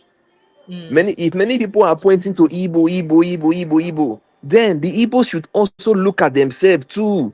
Take precaution before you can enter these countries these days. I don't know of the US, but I know of now it's in Asia. Before you come to Asia these days, they will make sure that you have a master's degree before you can apply that visa. You see, they are trying to screen out things. So Nigerian also, or from the Igbo side, if many people are pointing on them, for the negative, of course, people are doing great jobs still. But if many people are pointing on this arrogancy area, then at least the Igbo community or Nigeria as a whole, they should find something. There should be a filter. Okay, if you are going to Ghana, they should do it's like an R&D. Extract the serious people from the touts who are giving us bad name. So Nigeria has a lot of job to do. Nigerian immigration has a lot of job to do. They should just add small filter. If you ask me what type of filter to add, I will tell you the filter could be education. Okay, before you go to Ghana, you must have certain or an interview. Or there should be something like a filter. So that if people are going to Ghana, we know that yes, these people at least even if the filter does not work, at least the filter can filter out 50% bad eggs. Yeah. So please, this is just what I have to say. In summary, I just mentioned two things now in summary. Number one is African people, try to understand the way people talk. Don't think it's rude sometimes. People have their ways of talking. That's point number one. Then point number two is for the Igbo community or for the immigrations, try to add. It's not my job. It's the job of immigration. I will not do their job for them. I will not even give them idea. They should use their brain and look for a way to filter the bad eggs and keep the good eggs. That's it. Thank you. Thank you so much for your contribution. Right, guys. So I guess I've put across what I have to put there. Like I said, I don't know when, just like I was saying there, and Mr. D has already contributed to it. I don't know when people's attitude or people's like how they behave, like, oh, you are rude, you are disrespectful to me. They're even castigating Nigerians for being overconfident. Like, if you don't have such attributes, does that mean you should now rub it off on people? And then, like I said, now, just like Mr. John, they were like, oh, the way he spoke about Nigerians, say they are uneducated, they are this, that. Come, does he remove your food from your plates? Does that comment remove food from your table? It's just like, even while we're on this live stream, do you know how many rude comments that people have actually directed at me? I've ignored it because it's not going to remove a piece of hair from my head. It's not going to stop me from saying what I have to say anyways. So even here in Diaspora, I've seen them. Even when I just came here, there was a lot of culture shocks. That things that people do it, I'm like, no. But what did I do? I just had to mind my business and adopt the one I felt like I could gravitate towards, the one that does not work well with me. I'm not out here castigating it. I just say it's not my business. That's their own way of life. So it's like you need to take people for their way of life. If you think the way they speak, you don't like it, well, that's how they speak. Do you want people to change how they speak, or do you want to change? Do you want someone to check their intonation just to please you because they are in your country? It just doesn't. To me, it just doesn't make sense. And like I said, I'm still going to go back to it. What he said was years ago. It's obviously reflected on what he said. Hence why those videos I played earlier on to say, you know what, look at my gray hair now. When I said those things, it was 12 years ago. So he probably maybe have a better understanding that, okay, maybe then he shouldn't have said, but maybe he did not think to. Maybe he did not think, maybe, oh, I need to apologize for this. At the end of the day, all of the comments of those of you say, Ghana is our country. Those of you that are saying Ghana is your country, good luck to you. Nobody's going to take it, but don't ever step foot out of that Ghana, because if you ever step foot of that Ghana, the things you are doing to other African countries, you will experience it. It's not a curse. It's called karma. Okay? It's just like me being here in Scotland. There are some people in some areas in Scotland, they've never stepped out of that area. They are in their 70s, in their 60s. It's just like me living in Lagos and me never leaving Lagos. Let's say I'm a 60-year-old woman now. I've lived all my life in Lagos. I've never stepped foot out of Lagos. Yes, let me even contribute to that. Yeah. Yeah. For the Ghanaians or for whichever nationality, what if you criticize Nigeria today as an example? Okay, that information will not end though. Karma will follow you. Okay, it's this life. Even if this life, what you do today, it will not end. Even my own wrongdoings I'm doing now, even if I repent tomorrow, it's a lie. Karma must fulfill itself. So, Mr. Ghanaians, South Africans, please, when you make a speech, one speech you make on YouTube, that speech will go into billions of views. YouTube are keeping data. Yeah. Our children to come, they will watch those things. Hatred is being passed. Absolutely. So please, Ghanaians, Nigerians, South Africans, what you do today, you will not escape it. Even if Nigeria forgive you now, you will not escape it, because karma must fulfill. What is karma? Karma is the laws of nature. It will fulfill. Also, the bad Nigerians who are causing problem for us overseas, come back to them. Yeah. your karma will still follow them and their family too. Thank you. Exactly. Thank you so much. Right, guys. So I'm rounding up. I'm just rounding up. So just like I was saying there, like this comment I saw now, if the laws we make is not this. Yeah, nobody says that. If you go to just like I'm a firm believer that when you're in Rome, you act like the Romans. You're not going to intentionally be acting against their policies. Okay, it's a different case. If somebody's intentionally acting against policies, get that person. Let them face their karma. Let them face the harm of the law of whatever it is they have broken. But then, just because somebody has actually done something, you are not acting. You are not asking the entire tribe to leave. Like I was saying earlier on, you are Ghanaian, that you've never stepped foot out of Ghana, just remain in that Ghana. Okay, Don't ever think of leaving Ghana, because if you leave Ghana, what you are doing right now will come back to you, okay? And my words to the Nigerians that are traveling to various countries, I know our country is not where we want it to be.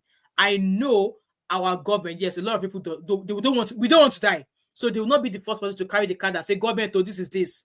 But please, if you're going to other I people's would like to country, if you're going to other people's country, learn to live by their rules. If you're not going to abide by their rules, go back to where you're coming from. But in this case of what is happening in Ghana, let me chip in something. my own opinion is no freaking big deal. Yes, Mr. Adil, please do. Again, for Ghanaians here, well, I'm just calling Ghanaians to represent everyone, okay? So in case I don't call your country, don't think that I'm not talking to you. So I'm using Ghanaian now to represent everyone, okay? So for Ghanaians, as a Nigerian, okay, let me share small experience with you that you don't know. I don't know if you ever know. Anywhere a Nigerian go to, I've experienced it daily. This is not weekly, daily, including today. If somebody asks me where you from, a guy asked me where you from, I told him I'm from Nigeria. He said, those places have so much scammers, So as an average Nigerian, okay, they are already aware of this hatred. So when you ask any Nigerian question now in the street, they behave rude because they know who you are, a racist. Exactly. They know. They're not you're already stupid. prepared to They're not counter whatever stupid. you're bringing. Thank you. If I begin to say some this is what I'm telling you now is not lie. Ask any Nigerian. Every Nigerian face racism more than 3 to 4 times per day, average, every day. It's that bad now that Nigerians don't even say, some Nigerians don't say that from Nigeria any longer again. They just keep quiet. So Ghanaians, analyze these things. A good Nigerian person in the street going to do his business, somebody see him every day, calling him a criminal, a scam, and all those things. How do you expect such people to behave? They should Exactly. behave They're already calm. prepared. They're already prepared, like a Yeah, fight, you fight, see. fight. How do they call it? But again, don't forget, Nigerians are recording these things. They are not stupid. Okay, they are recording all these small things. It's being recorded. Even the one that when Nigerians are in Libya now, they are even selling Nigeria in Libya. The people are recording all these things. Okay, don't be surprised. Karma will always come back in the next 4-5 years time to come from now. You will see the real Nigerian character. I mean, those who have been discriminated against, they will. In short, I'm not trying to predict, but it will happen. They will do this. Somebody must go in Nigeria in the future to come. Why? Based on all these things, it is being recorded. It is being recorded. Thank you. Thank you so much. Right, guys. I'm just rounding up. Obviously, final talks now.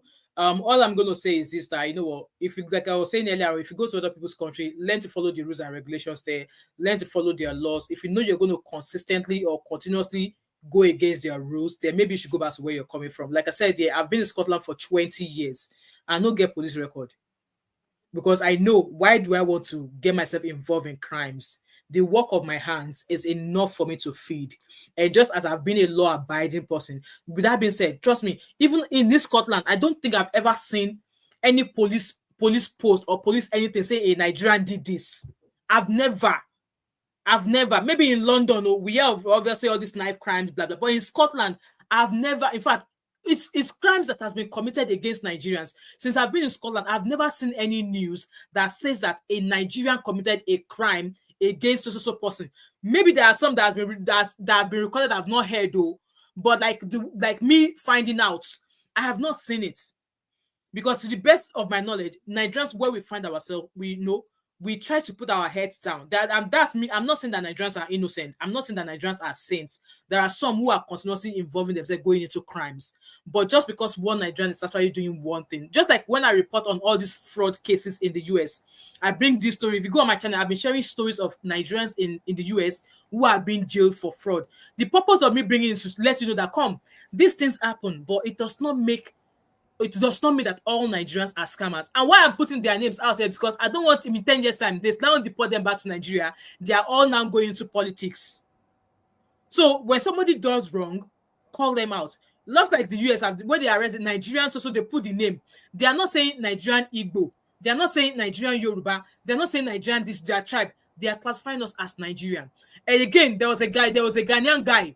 He was a big socialite. His stories on my channel there, where US arrested him for committing fraud. So Ghanaians do frauds as well, just like we know that Nigerians do fraud. So we all should not act like a saint. So he's saying that Nigerians should leave, Nigerians should leave, Nigerians should leave. If worse comes to the worst and you guys are adamant that they should leave, it's not the end of the world. Like I said yesterday, come Nigerians that are in Ghana, if you find that you're not safe, Nigeria is there for you. Come back home. If Ghanaians want to have their countries to themselves, let them have it. It's not the end of the world. It's not the end of the world. Like I said, at the end of the day, only if those Ghanaians are not going to ever step their foot out of the Ghana. Only if they're not going to step out of Ghana, you will remain in Ghana forever. Okay? Ghana economy is good. Kudos to you all. No hate. I'm just saying is that it's whatever you give, you're going to get. Whatever you give, what you get. Since when me I want to ask you a question. You see how you work for the NHS, you're a nurse. Yeah. If there are 10 Black people in the room, how many of those 10 people will be Nigerian? If I look back in my department, 3 of us are Nigerians. No, I'm just saying, like, generally, not just at work. Generally, like, there's not a lot. There's not a lot. For every 5, there's 1 Nigerian. Every 5 is 1 Nigerian. In my own opinion, if you have 10 Black people in a room in this country, in the United Kingdom, I also live in the UK, 5 of them will be Nigerian. At least 5 of them. It depends on the region in the UK. Yeah, I say this to say that whenever people are putting crime against us, remember that our population also works against us. So don't make it seem like there are no Ghanaians that are committing crimes. There's always going to be criminals in every, group, right? Don't make it seem like that. Right now, we have a phone snatching epidemic in the UK. In London specifically, right? In London, Birmingham, we have a phone snatching epidemic. Who's doing it? Eastern Europeans. Before you check, if you have an iPhone, before you find a way to track your iPhone, whatever, is in one of those Eastern European stores. The next thing is in one of these Indian stores and stuff. So does that mean that I'm not going to say that, Indians are criminals? Right now they reign for that kind of crime. Do you know what I mean? So generally, of course, there's going to be more Nigerians in quotes that seem like they are committing more crimes than there are Ghanaians. Because even then, there's probably 5 Nigerians to 1 Ghanaian or more. Yeah. So what are we even talking about here? So I'm saying this because of what Mom of 5 said about how she's never seen any news in Scotland and Nigerians, whatever. Obviously, in London, there's way more Nigerians that you're going to find in Scotland for obvious reasons, right? Yeah. First of all, the population in London is way more than Scotland, or cities in Scotland. That's just what it is. But I say this to say that don't make it seem like every Nigerian is a criminal. That is even the bone of contention here. The bone of contention here is do not generalize. That's all. We're not saying we never back Nigerians for their bad behavior. We have never. No. We're just saying stop generalizing. If they are criminals, let them face the law and get out. The law, exactly. If you're saying that Nigerians have Ghanaian passports, why is your immigration letting that happen? In the UK, how many years do you have to live in the UK? 10 years. You have to come with this route. Now it's 15 years. My point is there's always a process to get into citizenship. Exactly. Yeah. You know what's very funny is I'm a younger Nigerian woman, and the number of Ghanaian men that are marrying Nigerian women is alarming in the UK. Yeah. So in a couple of years, I don't know what you're going to do because you're going to have a lot of half Ghanaian, half Nigerian children. I don't know what you are going to do because what you're doing does not make sense. My sister, look, the people that are sponsoring this thing, so they're in abroad. See, not the way you open your channel for Ghana person to come in. In Ghana channel, they will not open a channel for Nigeria to come in to even voice out their own side of the story. That is one thing. That is the uncivilized thing they're also doing a lot. They are very good in close marking things. It's short. That's why the mind is not so open like that. Their mind is not so open like that. But they can easily perpetrate. That's why I say some of the, not all of those that really like Nigerians do really like Nigerians. That just be honest. But you have to also be very, very careful. For Nigerians going there to invest, if you invest in people who you don't really know their mind, if no one Ghana mind is facing real estate problem in Nigeria, who carried that case? Not a very rich Nigerian businessman suing the Nigerian police just to disturb something. Nigerian man just pick that thing for his own case. So a Ghanaian not invested in Nigeria. Maybe not as much what Nigeria is doing, maybe very few. A Gambian man built a real estate in Port Harcourt and owns that real estate.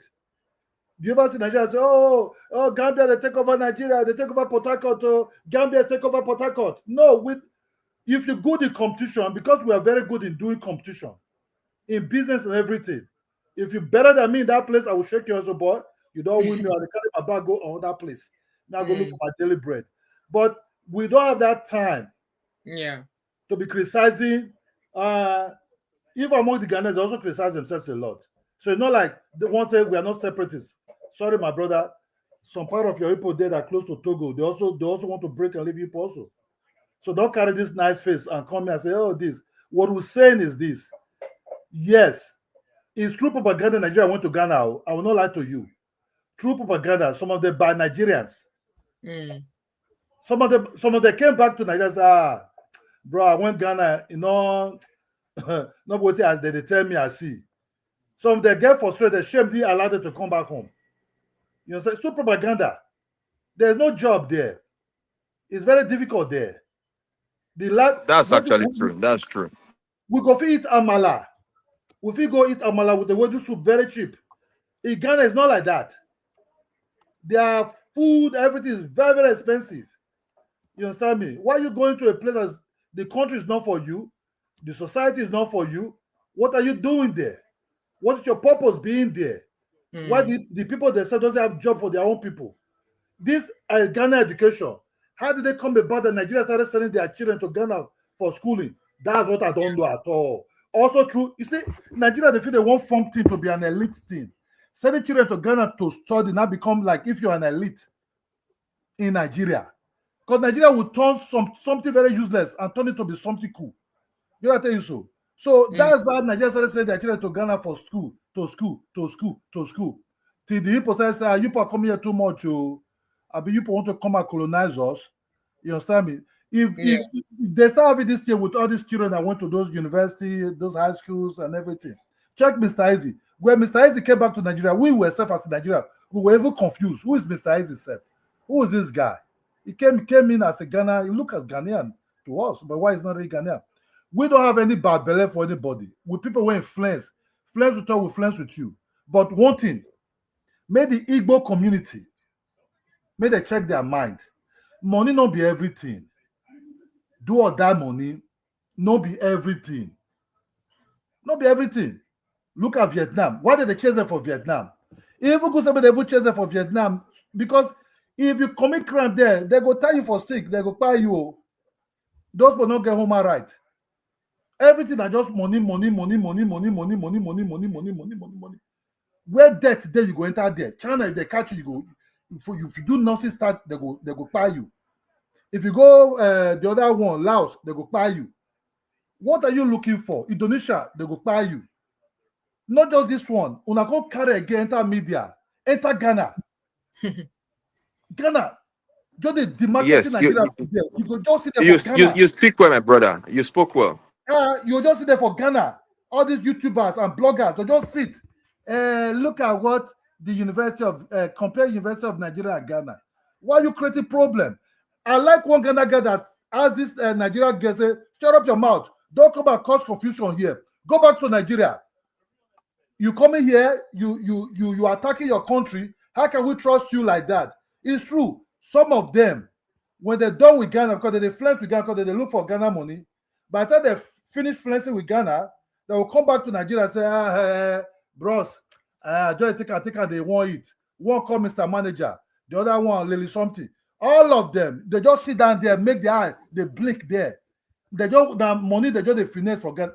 Now part of kind of like Yahoo too. You understand me? Just they flex, they lie, just they lie. Go to their villages and come and see the way they look like there. So Ghana going to say you for special Nigeria without you not knowing. They're using your head before you even use your own head. Thank you, Master. Thank you so much, Uncle Kidola. I really appreciate your contribution. Let me add to what he said. Let me add to what he said, please. Yeah, what the last speaker said just now, I let me focus on one part for the I've been to Vietnam there. What he said is true. the major problem in Vietnam, in Asia, as Vietnam as an example, is these countries, they have their laws. But Yeah. again, I don't want to call the tribe, okay? The Nigerian who are there, please. I don't know how they will do it, too, but let me assume that there's a committee. People should be informed. That is Nigerians who are there. These people have the way they do their things. For example, in Vietnam now, maybe when you go there, whether you get the visa from online or you got it from wherever embassy, you go there. They have rules. If you want to do business, you should have ABCD Yeah. or ABC. So most of the time, you find out that we are bypassing some of their procedures there. You understand? But it's two way. It's two way. Number one is the fault from us. Number two, it is the people in that country who are collecting bribe too. So again, just to add to what my brother said just now, I suggest maybe I'll do an article on that there should be more awareness of Nigerians or tribe wise, so that when they enter any land, they should give them the rules. This place, so if you want to open business, you must rent an Exactly. office, so a real one. Exactly. Otherwise, government will come and check. They should just understand the rules, Yeah. because if you spoil one name for Nigeria, you are targeting the whole Nigerians. And of course, if you look at it where you are targeting the whole black or black people or African people. So I think we still have a lot of job. Nigerians, we still have a lot of job to do for our character. But again, on the other hand, the overseas country, please don't generalize things, because internet is still washing two ways. We will change our way, okay? And again, you yourself of the other country, Ghanaian or Vietnam, you yourself also check your system well, because a thief cannot come to your house to steal without passing through an insider who Yeah. is from your house. Thank you. Exactly. Yeah, absolutely. Absolutely. Thank you so much. Right, guys. I don't know if Mr. John is there.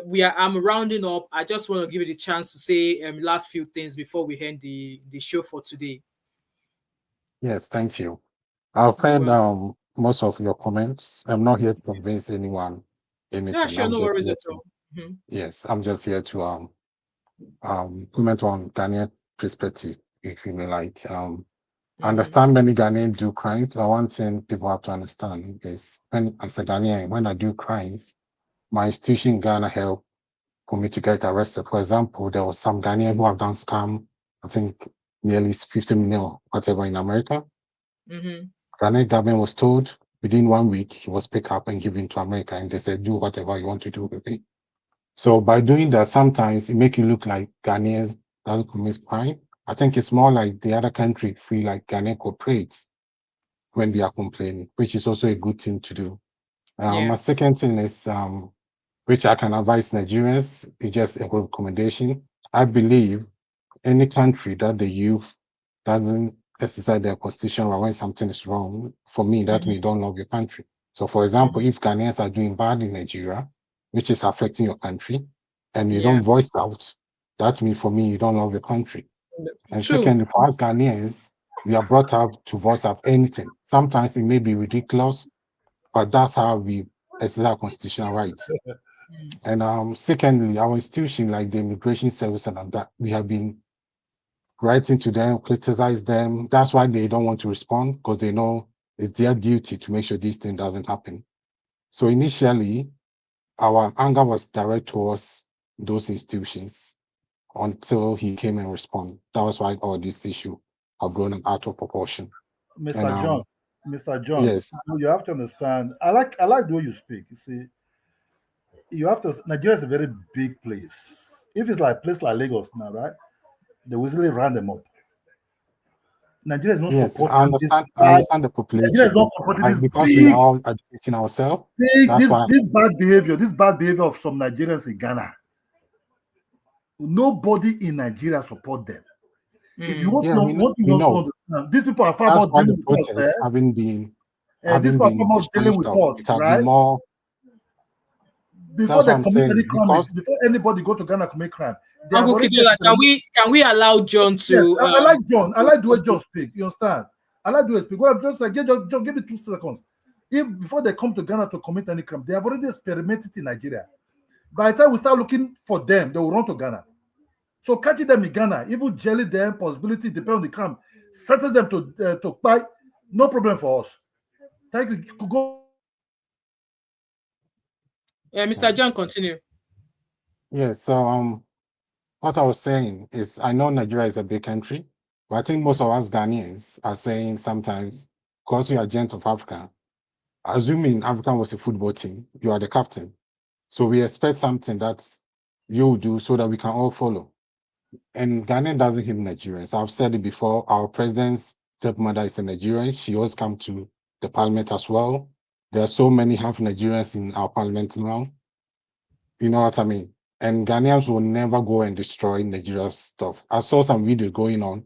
That particular video was just a young, our Zongo youth attacking some people who are selling stuff in the community. So it has nothing to do with Nigeria. But I learned that it was trending that no, Ghanaian will never do that. As Ghanaian, we know if I go and destroy Nigeria store, I will be arrested. It might take me a year before I come out. So no one will do that. But the point Ghanaians, I think we are trying to make is, you know, when you come to the land, do what the lands the Romans do, because that's what we have kept our peace within all the tribes. You know what I mean? So we are just, I think we are just afraid it might cause something. But I understand Nigerian perspective say, oh, this is nothing. But sometimes you have to understand when you get to someone's home, you have to understand from the person's perspective. It may be right, it may be wrong. That's not the point. As soon as you understand the person, then you can convince the person going for this is what is good or bad.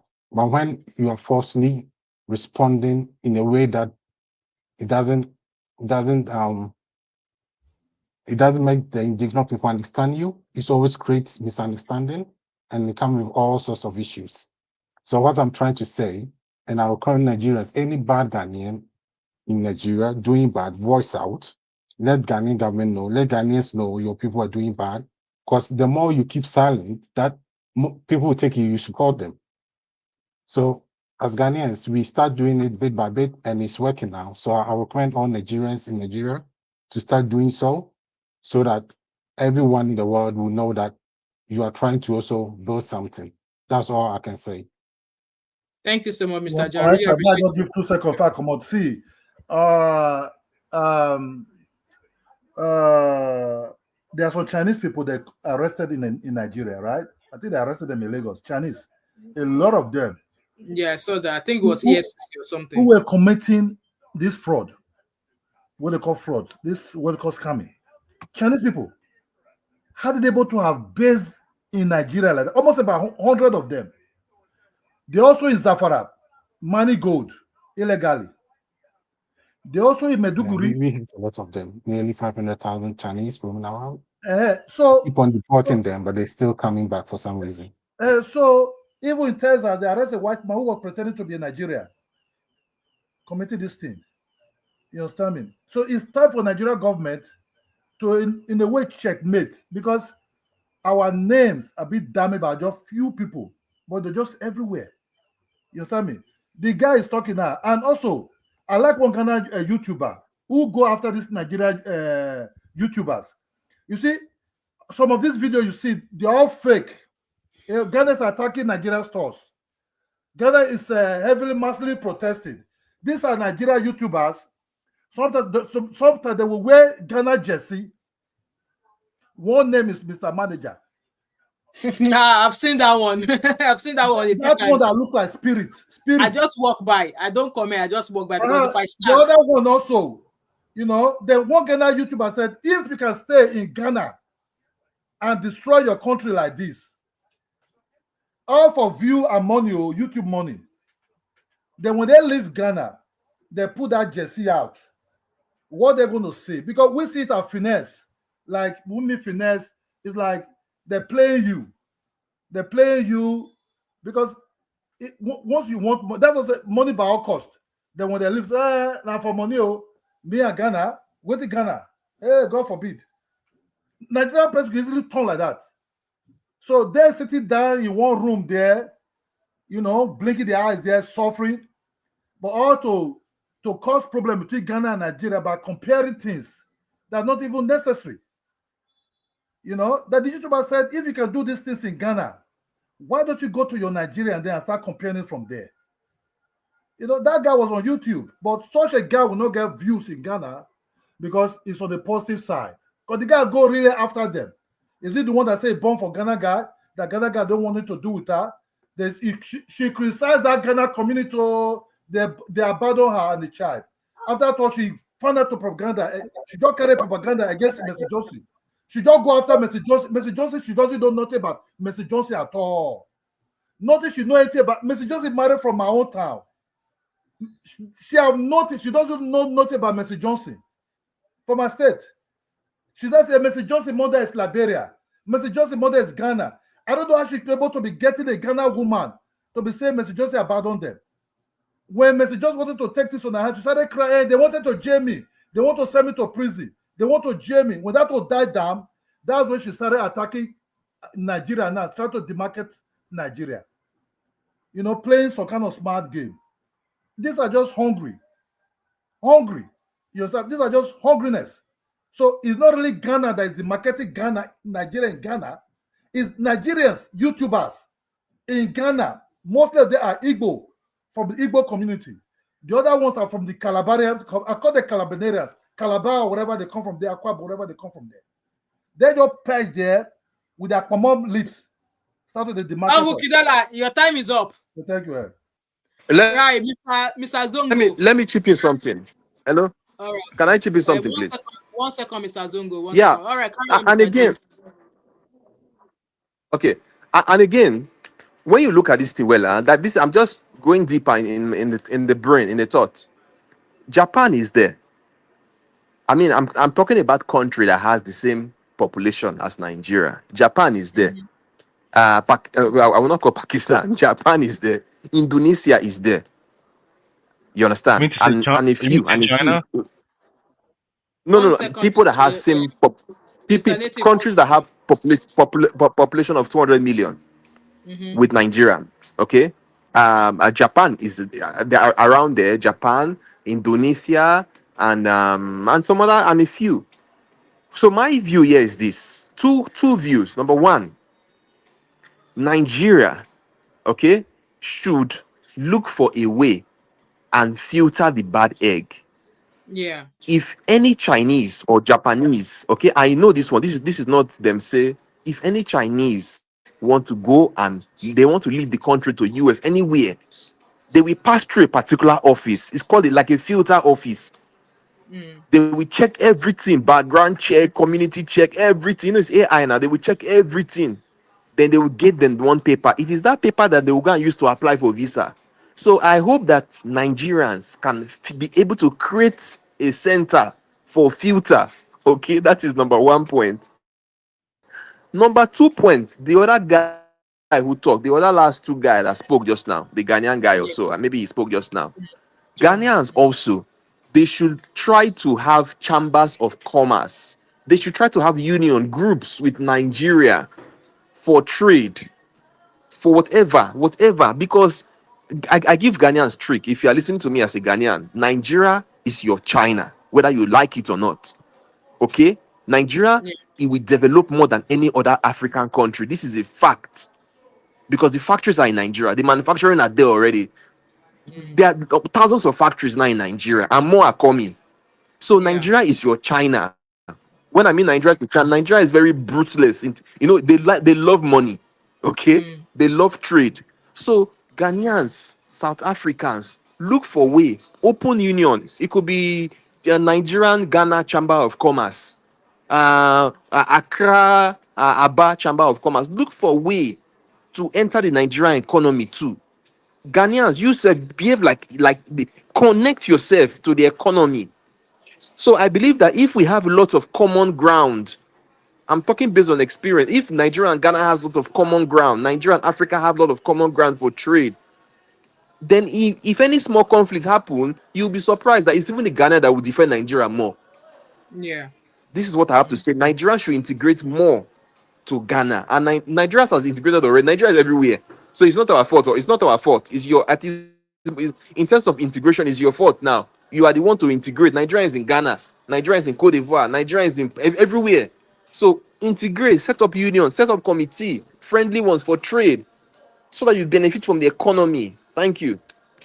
Thank you so much, Mr. Dio. Right, Mr. Zongo, mute yourself and hear your opinion, please. Yeah, I didn't join your show early, so I Oh, I probably must have missed you. Sorry for that. yeah, I mean I probably missed your synopsis. But what is your general view on like the interview of Hassan Ayariga? Like, what was your general like view on that? So for me, obviously, the first time I heard of the story, I don't know if you were here. I was like, it doesn't make sense that he's just wanting to provide the services for the people of Igbo and Nigerians alone because he's living in Ghana. He's living in a Ghanaian community. I mean the particular interview of Ayariga, this particular interview. So I saw a few videos I played at the start of the video, and the video I saw was where he was addressing the fact that his statement of wanting to build Igbo nation, that he made that statement 2013. So why now, 12 years later, why are Ghanaians saying no, Igbo must go? That is why we are here. Oh, okay. Well, I mean, like, I see a lot of Africans, including, I mean, Ghanaians, even Nigerians. I mean, let me just put it this way. So Hassan Ayariga is a politician, right? I mean, his dad. Wait, let me. Also said that Nigerians, they are using our passport. This is that is. So is that a problem? Let me finish. He's a politician, right? So his dad was, I mean, just a little background about him. Like, I don't know too much details. He's from northern Ghana, like right next to Burkina Faso, Niger, and Togo, right? During Rawlings regime, his dad was exiled, so he's schooled in Nigeria. So he's lived in Nigeria, so he knows, he speaks very fluent Hausa. He's very like, and he came back. He's a very businessman. He's like a very rich guy, right? He's a politician, right? I mean, and he knows the youth, like within the internet space, exacerbated about this whole issues, and the leadership, the political class, the chieftaincy within the country are not speaking about it because you guys are just generalizing everything. Like you don't even break down within the country like what's going on. You understand? So he's just, for me, someone like trying to apply my political lens to look at this whole issue. He's just he's seen a political exploitation and he's taking advantage of that to garner like a lot of support. Exactly. It's just like pretty much like just taking from the same, like it's no different from like the Trump's playbook, right? Like garner support from like the marginalized, like maybe the white Americans. That way you can go against people who are like globalists in there. So I mean, he kind of promote more about like sovereignty of the land. This is not the first time he's been preaching about this. I've only just came across this video. Yeah, this is not he started his party, All People's Party, over like 12 years ago, and he's been preaching about Ghana sovereignty, not even now about Nigerians. Like he's just saw a opportunity, a political opportunity for him to garner support. And what is the reaction people are getting from him? Oh yeah, this can be a leader that we can vote for, regardless of like the political. Yeah, regardless of the political divide among like the main, because this party is not like the big political party in the country. It's like a a struggling political party, but he's been able to kind of exploit the situation that the youth now among both like the biggest political divide are seeing. Oh man, maybe we can, So there are Ghanaians that are like pro like nationalists, like they want to fight for their sovereignty. And there are some that they don't mind like living harmoniously with other people. So if you kind of break it down from that angle, then it kind of will make more sense, And me as an Hausa person, I know a lot of stuff about Nigeria. I'm not gonna let a Nigerian fool me. Did you say you're Hausa? You're an Hausa man. No, I speak Hausa. I have a little bit of. There's an Hausa sister in the house as well. I speak a little. I have a little, Hausa blood in.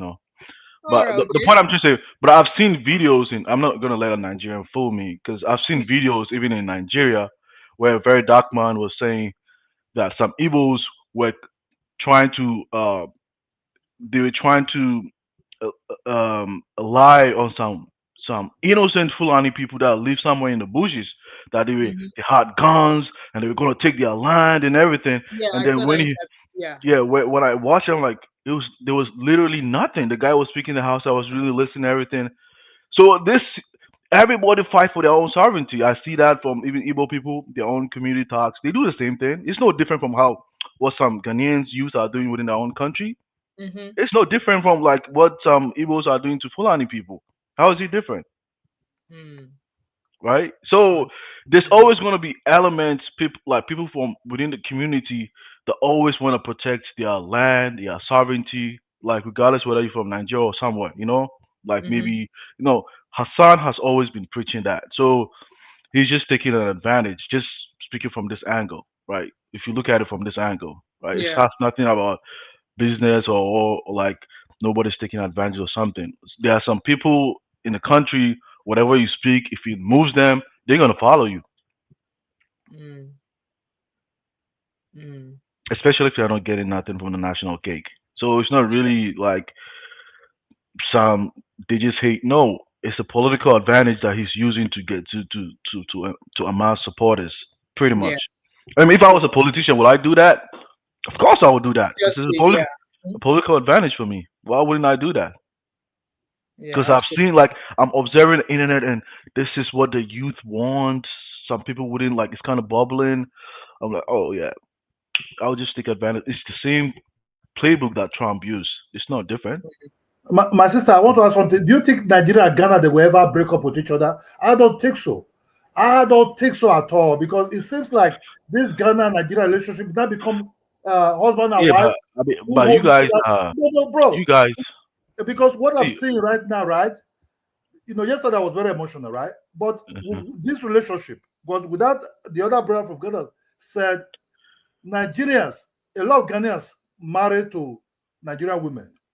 uh, I think that's yeah, but I think we Africans. Let me just chip this one. We Africans, we are very ignorant. Even within our own country, even you guys within no, Nigeria, guys don't it even know seems like nothing this about Nigeria. Ghana and Nigeria Because relationship. let me give you an example. Let me give you an example. The Emir of Kano, he's been in Kano several times actually. He's been to Asante Hine. They've invited him before. He's been to the national mosques of Ghana. He's preached in Hausa before. I mean, but a lot of Ghanaians don't know. If you don't speak Hausa, are you gonna know? You're not gonna know about this. No. You're not gonna know about this, right? And it's similar like the relationship that people in Ghana like that speak Hausa, that have Muslims that have with people from northern Nigeria. Southern Nigerians have no knowledge about this. But what we So, just want, we huh? want Nigeria to respect Ghana laws. Oh yeah, Don't go definitely. there and cause bad name or havoc against us. Don't go there And and make them feel threatened. You understand me? and also see if you watch the news, because for me, I've been away from Ghana for a very long time. People from outside, like the diaspora, if they watch the news, they see any crime committed, what they hear in the news is like, oh, let's say something bad. It's not to say like Ghanaians do not commit crimes; they do commit crimes. But if they watch the news and people see, oh, some Nigerians were part of like those syndicates, this, and that. I mean, Africans generally, right? If you don't, if you react emotionally, you're gonna see, oh, maybe there's something wrong with this nationality, especially Mm.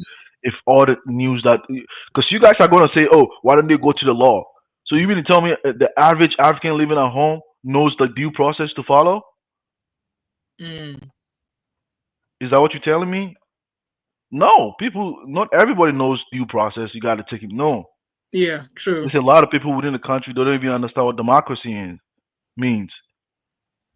The moment one person commit a crime, they're gonna generalize you. It's the same thing everywhere. Even where you come from in your own country, it's the same thing. If you do something bad, they're gonna generalize everybody. So, in as much as like some of us are educated, let's not forget that we're still always gonna apply our African way of conducting things. If Things. Yeah. one person something does something wrong, it's gonna affect everybody. So Mm. we have to be the gatekeepers of our own people when we travel in the foreign lands. We have to make sure we put them in check. You know, I mean, I went to college with Nigerians. I've lived among like northern Nigerians. I speak like I know. In fact, I can say I know a lot about northern Nigerians that even you guys from the southern Nigerians because I speak the Mm. language, right? You know, and you know, a lot of them don't. When I was in Nigeria, when I was in schooling in North Cyprus, a lot of them even don't like some of the bad crimes that the Saudi Nigerians were doing because it kind of affected them as well. You get it? So like, but nobody's gonna speak about it because everybody's afraid of snitching. You know, I've been in a situation whereby police in Cyprus wanted me to snitch on some Nigerian syndicates, and I did not do it. I was a student leader, but even me myself, I couldn't do it. It's not easy to do that. Actually, Yeah. it's not easy. That's almost like snitching on your fellow, like you know, because in a foreign country, Yeah, you don't want to do that. Yeah. it's not like a it's not kind of like a tribal thing. It's like more like a racial thing, right? You don't Yeah. want to do that. Yeah. So that's like Thank, that's what I'm just gonna put. thank you so much, Zongo. Right, Miss Hobbit, please unmute yourself, guys. We are rounding down in 10 minutes. Okay, we are already 2 hours Oh, in. okay. Please unmute yourself and share your thoughts. Hobbit, Hobbits, are you still here? Unmute yourself, Hobbit. I can take over for him for a short time before he comes. Right, okay, it's not even so. All right, why don't you go? Mr. Deal, take it over for Yeah. us. I'll give you the last few minutes Okay, to sure. Okay, sure. Okay, thank you again for this opportunity. Again, I would like to say, I would like to say that this topic of Ghana of Nigeria must go from the various countries, and for Nigeria themselves, who are some of them who are misbehaving. It's unfortunate that this is a very poor topic. It's a really poor topic. So Nigerians listening, this is my conclusion for today. Nigerians listening, Ghanaians listening, South Africans listening, use your brains. This world is ruled by money, by economy. Look at the whole Europe country since 1960, independence, wherever, 1960 something. Okay, it has always been African complaining. There is Sweden. Look at European Union. How many times do you hear news of riots or all these kind of or useless things? How many times? So Ghanaians, you use brains. Nigerians also use brains. Look at Europe as a continent. Life is peaceful there. You go and apply for visa if you're in Africa now, including Ghanaians. You go and apply for European visa, you will not get it. Your chances is 70% that you will not get it. Why? Because the character, their economy is working fine. The people are stable. They use their brains to think what we can do for this economy. So the reason why we are not where we are is because of me and you who is watching this program. Because we are putting our time on useless things. If somebody commits a crime, you focus on the crime and put more Absolutely. energy on the better side. And Yeah. Like also this is like just what. Uh-huh. and also Okay. I wanted to add like because now you're speaking about economics, right? Because even for me, when I look Yes. back and watch this whole situation, right, Yes. uh, Yes. I don't see this man as someone being influential. Like even in terms of like you know creating economic impact, he's not doing anything. Nobody knows even the business that he does. Okay, you've just seen some name Yeah. of Yeah. Sure. companies. Yeah, you've seen some name of Yes. companies. Okay, nobody knows how Mm. much he's generating. Like because you have to really separate between like the formal economy and the really like the Yes. informal economy within most African countries, Yeah. right? Yeah. So it's Okay. just mostly some Africans just reacting emotionally, right? Because I believe in, you know I know like there are some like big corporations like in the bank in the finance sector. There's some Nigerian Yes. companies Yes. over there. It's Dangote probably company is over there, but nobody's really like because if it's not in the media Yeah. space, nobody speaks about it, right? If it's not in the That's media right. space, nobody because like a corporate company knows how to protect the interest protect Yes. its interest with the public. They do social related Yes. stuff, you Yes. know. Yes. But I think this Yeah. guy, like the way he's not even smart, because if you are really smart, right, actually, you project yourself in a way that's not gonna like trigger the people that It, the community where you live in. Yes, Because yes. I mean, he most should have a lot packaged of it well. Yes, yeah, a yes, lot of he's meddling in chieftaincy issues with the locals that it's not even needed, it's not even warranted. You know, there's a lot of mm, Hausa people in mm, Ghana, a lot of Yoruba, Zabarma, like the guy is saying. There's a lot of tribes in mm. Ghana actually from neighboring Yes, countries, yes, but you don't see yes. them like in the media, like just parading themselves, trying to push themselves within the political spaces. People are going to look at, hey, what the hell is going on? Like, what the hell is? especially they're not used to the Igbo culture. They've seen in a lot of Nigerian movies. They're gonna like it's gonna raise a lot of flags. That's why the YouTuber called My brother, Cyrus was it is this topic. I think I will have a bad day today. It is unfortunate that yeah. it's He's like we are gonna doing yeah snail movement. We are not even going forward. We're not going backward. I don't know where we're yeah going. Forward, we're not going forward. Backward, we're not going backward. So yeah. the people, they need to use their brains. I wish I can open And school. also I if will you just name the school brains, school of yeah yeah brains. yeah. I mean, because a lot of them are not applying critical thinking skills. It's not just only among Ghanaians. See, trust me, I know a And lot Ga- about and Nigeria. and, Trust me. and Ghanaians should be Like wise. Let me tell Ghanaians now. Ghanaians, nobody like you also in Europe. They see you yeah as yeah. Nigerian. Let me let Ghanaians know Of now. course. You are Okay. Nigerian because they see you are black. If they don't talk to you, they Yeah, but, categorize you. but the Ah, thing is, another aspect of it about like Nigeria is that a lot of the times when they go to foreign countries and do something wrong, their response is that people are jealous of you. Like no, like nobody's really jealous of you, right? Mm. You gotta yeah. really I understand. I understand. like when you see like when you go to like I live with a lot like with Nigerians in Cyprus. Like they are no Yes. like dominating nowhere. If you see someone that was extremely rich, he did something illegally, and I know that because I know this Mm. kind of stuff. Yeah. Trust me, they are not doing any Okay. kind of Anyhow, illegal. but You know what I'm yeah, saying? yeah. I live in the US Sure. now. I I understand. went to college and everything. It's not like that because a lot of people try to deflect, but you have to really address the issue. You know, Yes, and I yes, yes. know the And issue we have is that the bad ones when they do, people kind of fear to like snitch on like the bad ones, and then Mm-hmm. people are going to mm. generalize on you guys. Yeah. You get what I'm My brother, saying? this thing, my brother, this thing, if you look at this thing well, without complicating it, it is a disgrace. It is a Yeah, big disgrace for Africans. Mm. Somebody and just last week here, I saw someone. Probably you must have heard it. mhm. Even it's on social media. Somebody was is discriminating his own president.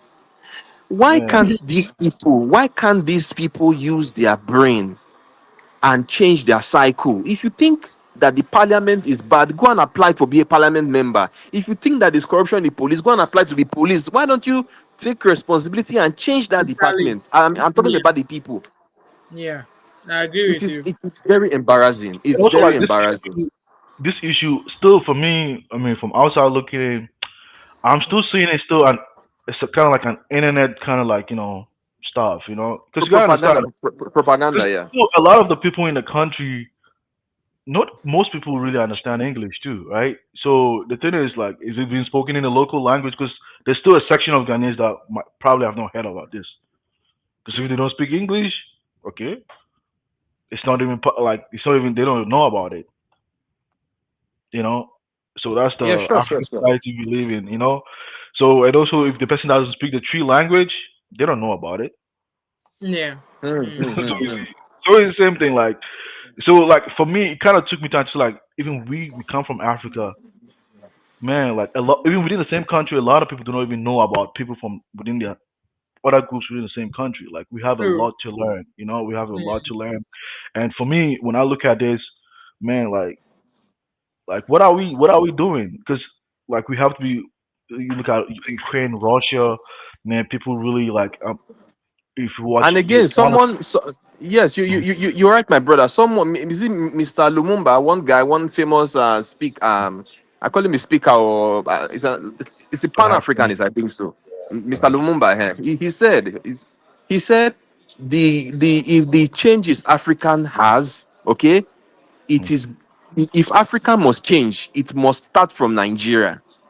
This is not my statement. that's This is not from really his true though. statement. That's not really true. No, look at statistics now.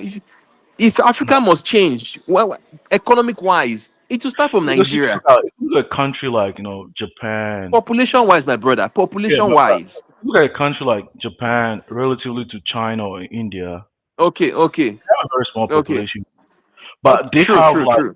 yeah, so at the end of the Mm, day, yeah. sometimes like you see if you observe the Anglo-Saxon world and everything, sometimes if Mm.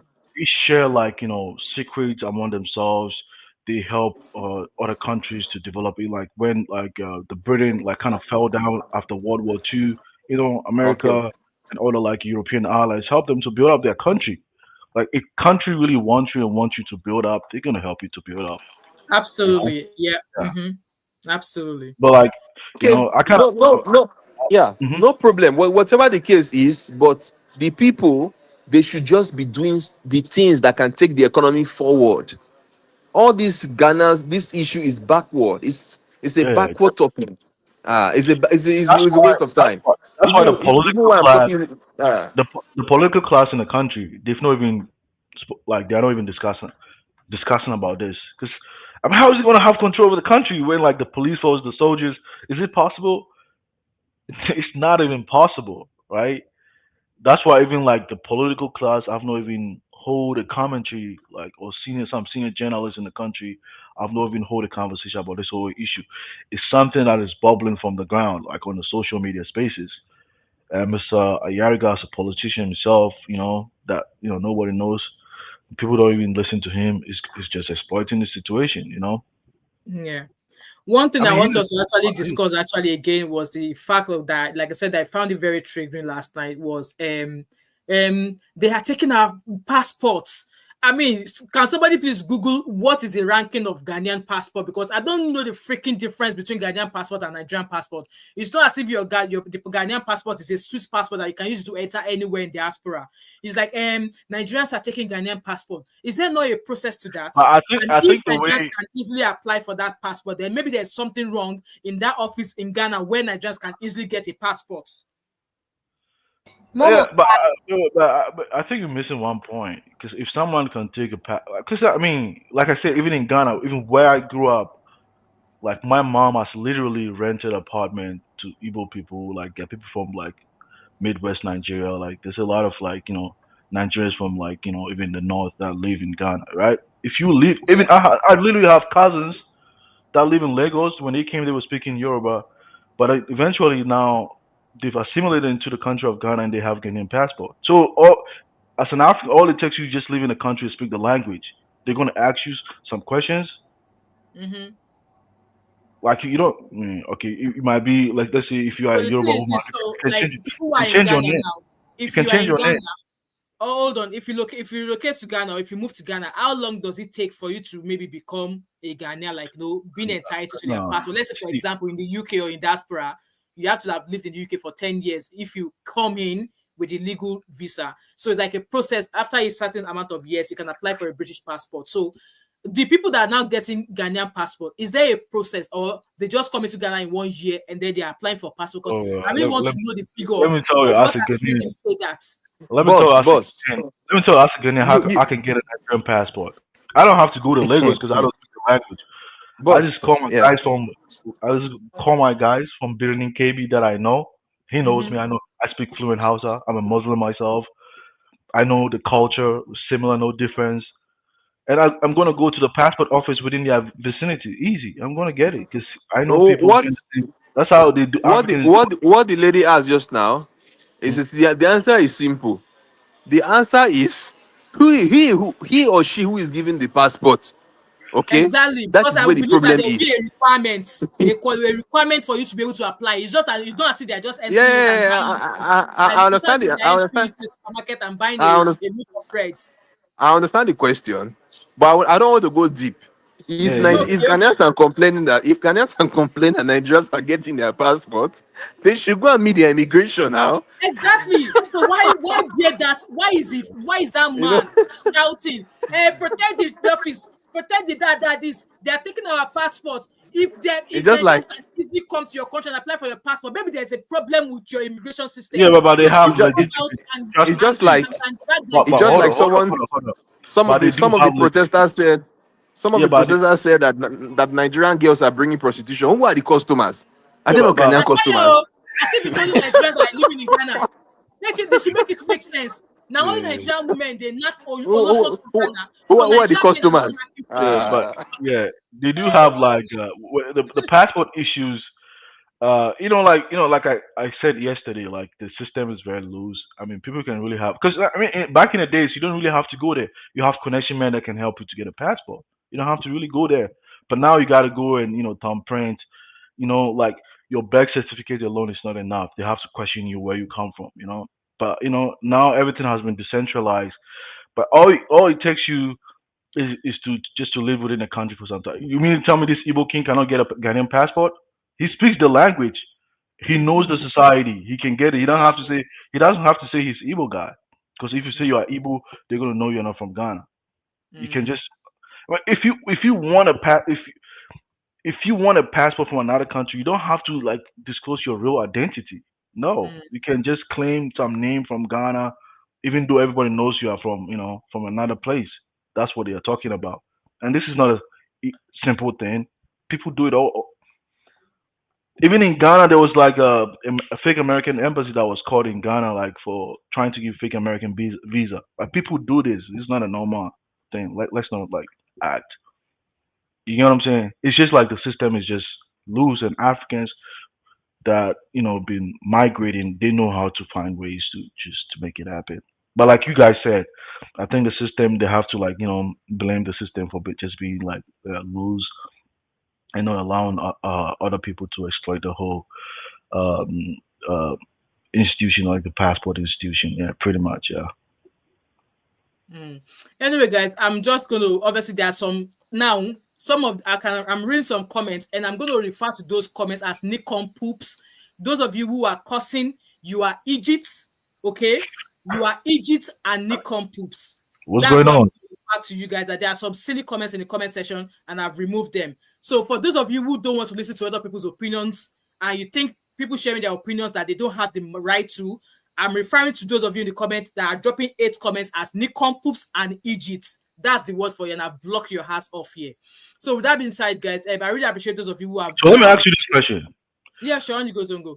So do you guys think there's a the Hausa people living in Ghana, some Ghanaians have issues with them? I mean, of course, the answer is yes. If they are paying their rent, if they are paying their rent, even in Ghana, let me just do this. Even in Ghana, right? Because Hausa people have been in Ghana before even the creation of the nation state, like through the spread of Islam and trade and everything, right? And the Hausa, because Hausa is not really, is from northern Nigeria and southern Nigeria. But the Ghana speak Hausa, yes, right? Yes. A non-speaking Ghanaian Hausa person, when he's seen a Hausa person he might think he's from a Ghanaian Hausa. It's only the Ghanaian Hausa who can be able to differentiate the Hausa, the differences in the Hausa language. Because it's just like American English and British English. We can tell the difference, right? So a non-speaking Ghanaian wouldn't be able to tell the difference. He might think he's probably from, he's a Ghanaian Hausa man. That's right. So they wouldn't know this. So they're not going to have an issue. I've been to Nima. I've seen a lot of people from Sokoto. They sell stuff and everything. Nobody have had issues with them. You hear what I'm saying? So it's mostly... Yes, sure. Yes, I understand. Communicating the English, people listen. Like even the Igbo guy, like I'm saying, even all the stuff he was saying, it was because he was speaking English. People can hear and understand it. If you spoke his local language, this would have not even been an issue. Because most Ghanaians don't even understand it. Right, there's something funny. There's something funny here. 2 minutes, guys. Let's round up. Okay, sure. For all these things we are discussing right now, it is a very funny topic. All these topics we are discussing right now, because at the end of the day, Ghanaians are unemployed, thousands or millions of them. They're looking for a job, same as Nigerians too. So again, if you're a Ghanaian here, please, I know you went to too much school or you didn't go to school. You try to do something. Connect yourself to other African countries. This is just what I have to say. Integrate yourself. No need to hate yourself. This is our biggest problem. Kwame Nkrumah said it in one of his speech. Gaddafi said it in one of his speech. How can we go forward when we don't even like ourselves? More Ghanaians, please go to Nigeria and do a job or business there. And Nigerians They too. said they I said will it's not not talk of about Nigeria. money. Nigerians are everywhere. They Yeah, said they said but the they said one, it's not about money. They but the said ones they complaining are Yes, not even. they should open themselves up. Me, But I the ones wish even they starting. don't want if to. But the ones starting this I'm in China. conversation. Let me say something, please. Just give me Go 1 ahead. minute, please. I'm in China here. Okay? China has factory for everything. Everything China has the factory. Mm-hmm. Chinese are just I'm in China, I'm in a place right now. Everywhere is factory. Everybody, in short, the job here is too much. Everybody is almost 10 jobs, one person. Everybody have job. Nobody is doing riot. You understand? The economy is working. Look at Africans passing away where I am right now. Many of them. Mm-hmm. Ghanaians, Africans, copy and paste. Copy and no need to do all these, Nigerian Ghana must go. It's a waste of time. Copy and Yeah, paste. but I Engage think, yourself. There are but a jobs, lot so of there are jobs in Ghana. It's just that people, it's just like there are jobs in Ghana and South Africa, but it's just that the people have no brains. They don't know how to think again. Then they start focusing on nationality. There are jobs. Their job. China has no resources, no natural resource. All the natural resources to build the factory production are coming from Africa. China need Africa more than Africa need China. Can't they mm, open their eyes? Thank you. Ghanaians think, Nigerians, open your brain. Thank you, guys. Thank you. Right, Zongo, last word, please. We need to be out of here. Just round it up. yeah, I mean, this whole issue, it's not even like initially, because it's just people with like low IQ are the ones gonna hold this kind of level of conversation, right? But I was just gonna put this thing that still the protests I've never seen any videos about that. Well, So it's I've not just seen, I've been checking as well, but then yeah, I've just read so the comment saying that they've only just postponed it. It's going to happen sometimes next week. yeah, I've but just seen it. everything still is just happening on the internet. It's mostly started by, and also you have to understand, like I don't know, maybe it could be people within the political parties that are trying to exploit this whole Possibly, situation yeah. I think Uncle just Kidola was following that just narrative earlier on. Yeah. just to tarnish the image, to make Muhammad government unpopular, because he Mm, hasn't commented of this whole situation, and mm, like people, will create these tensions because from the look of things, people that are really making this an issue, they belong to the opposition party, and mm, they are like they are how do you like they are activist group, like they try and like create this tension that these leaders they are selling the country, they are selling the land, just to make the government unpopular. It's mm. all part of the strategy too. But anyway, it's a good show actually that you had, and Thank I you. think Thank you so much. we can move beyond this, because Absolutely. it's not really warranted. And I'll advise that the Igbo King or whatever he is, that a lot of the comments just you know stay away from the political, like Yeah. push Honestly, I trying to don't do insert yourself, yeah, trying to honestly, I insert don't do yourself, politics. I yeah, don't do trying to politics. People get messy, so I don't do yeah politics at all. But try to insect yourself, because even me, like as someone who's very like politically in tune, it's mm-hmm, not needed. If I was in not politics, I would know yeah. how to even blast him like very seriously. You get what I'm saying? Sure, I But get it. like Yeah. just stay away from style. Just do his local business. Nobody's gonna think about it. There's a lot of foreigners in country, but they don't come in the face of Ghanaians. So Ghanaians don't even know about it. You get what I'm saying? So that's Yeah. what he's doing instead of just trying to, insert himself, trying to attract the attention of a lot of Ghanaians. Yeah, Mm. and also like last advice I'm going to give My to brother, Nigerians is the that key point, my brother, the key point, just let me one finish. keyword. Let me make Okay, my okay. last Okay, advice. sorry. Yeah. I mean, you guys seem to be a very like because for me, I can tell like you seem to be very like hardworking Ghanaians, but the Mm. people hardworking Nigerians, right? And even the successful Nigerians, me personally, that I do come across, they don't boast. These are those Nigerians that boast. If Yeah. you meet any hardworking Nigerian that's successful, he's not boasting. And if he Exactly. made his money illegally, he's not spoiling his money. Mm. So the ones Yes, boasting, yes. My brother, they just make money illegally. Trust me, I know this for facts. Yes. Talking about the word boast, okay? Yeah. I mean, people have the opinion to express themselves. You understand? Okay, this is a fact. I'm not supporting any country, But but I'm talking about if you commit okay, a crime, don't okay, boast sure. that. you are doing something like Sure, that. sure. I understand. Yeah, that's the point I'm trying to say. The Ghanaians and Nigeria. I just focus on these two countries today. Of course, it applies to the whole African countries. When something happens, open your brain to think. Don't just the character is so bad. That is just the truth. Mm-hmm. If look at I mean, I'm sorry to say, but sometimes we should copy from other people that are getting it well. Mm-hmm. Sometimes you copy from other people. Copy and it's called copy and paste. Look at Yeah. Japanese. Have you seen? Look at Japanese. When somebody is talking in Japan, it's a culture there. I've been there. If Yeah. somebody is talking in any gathering, somebody is talking, everybody listen carefully.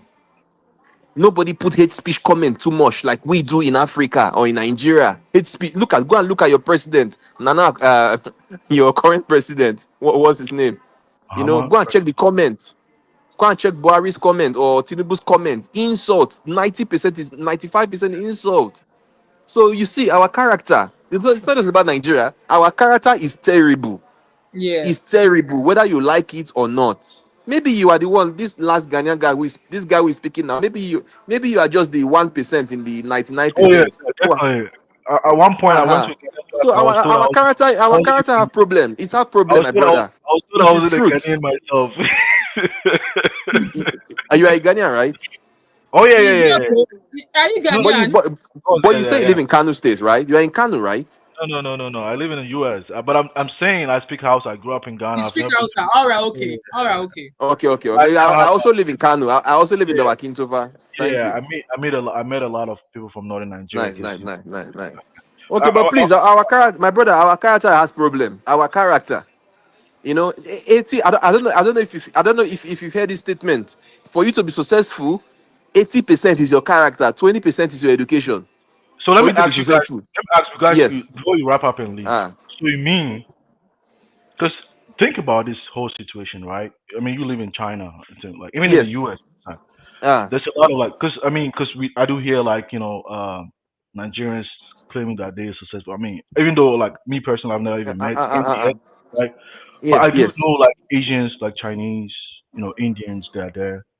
But yes. you see them like like In terms of boasting, that if someone does something wrong, do they use their success to kind of brush your face to dismiss like the real issue at hand?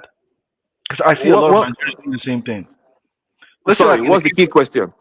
key question, like in the case of South Africans claiming about what is Okay, happening in their country, okay, do you think South Africans are doing because they just hate because they are doing successful? Is that what you think? yeah.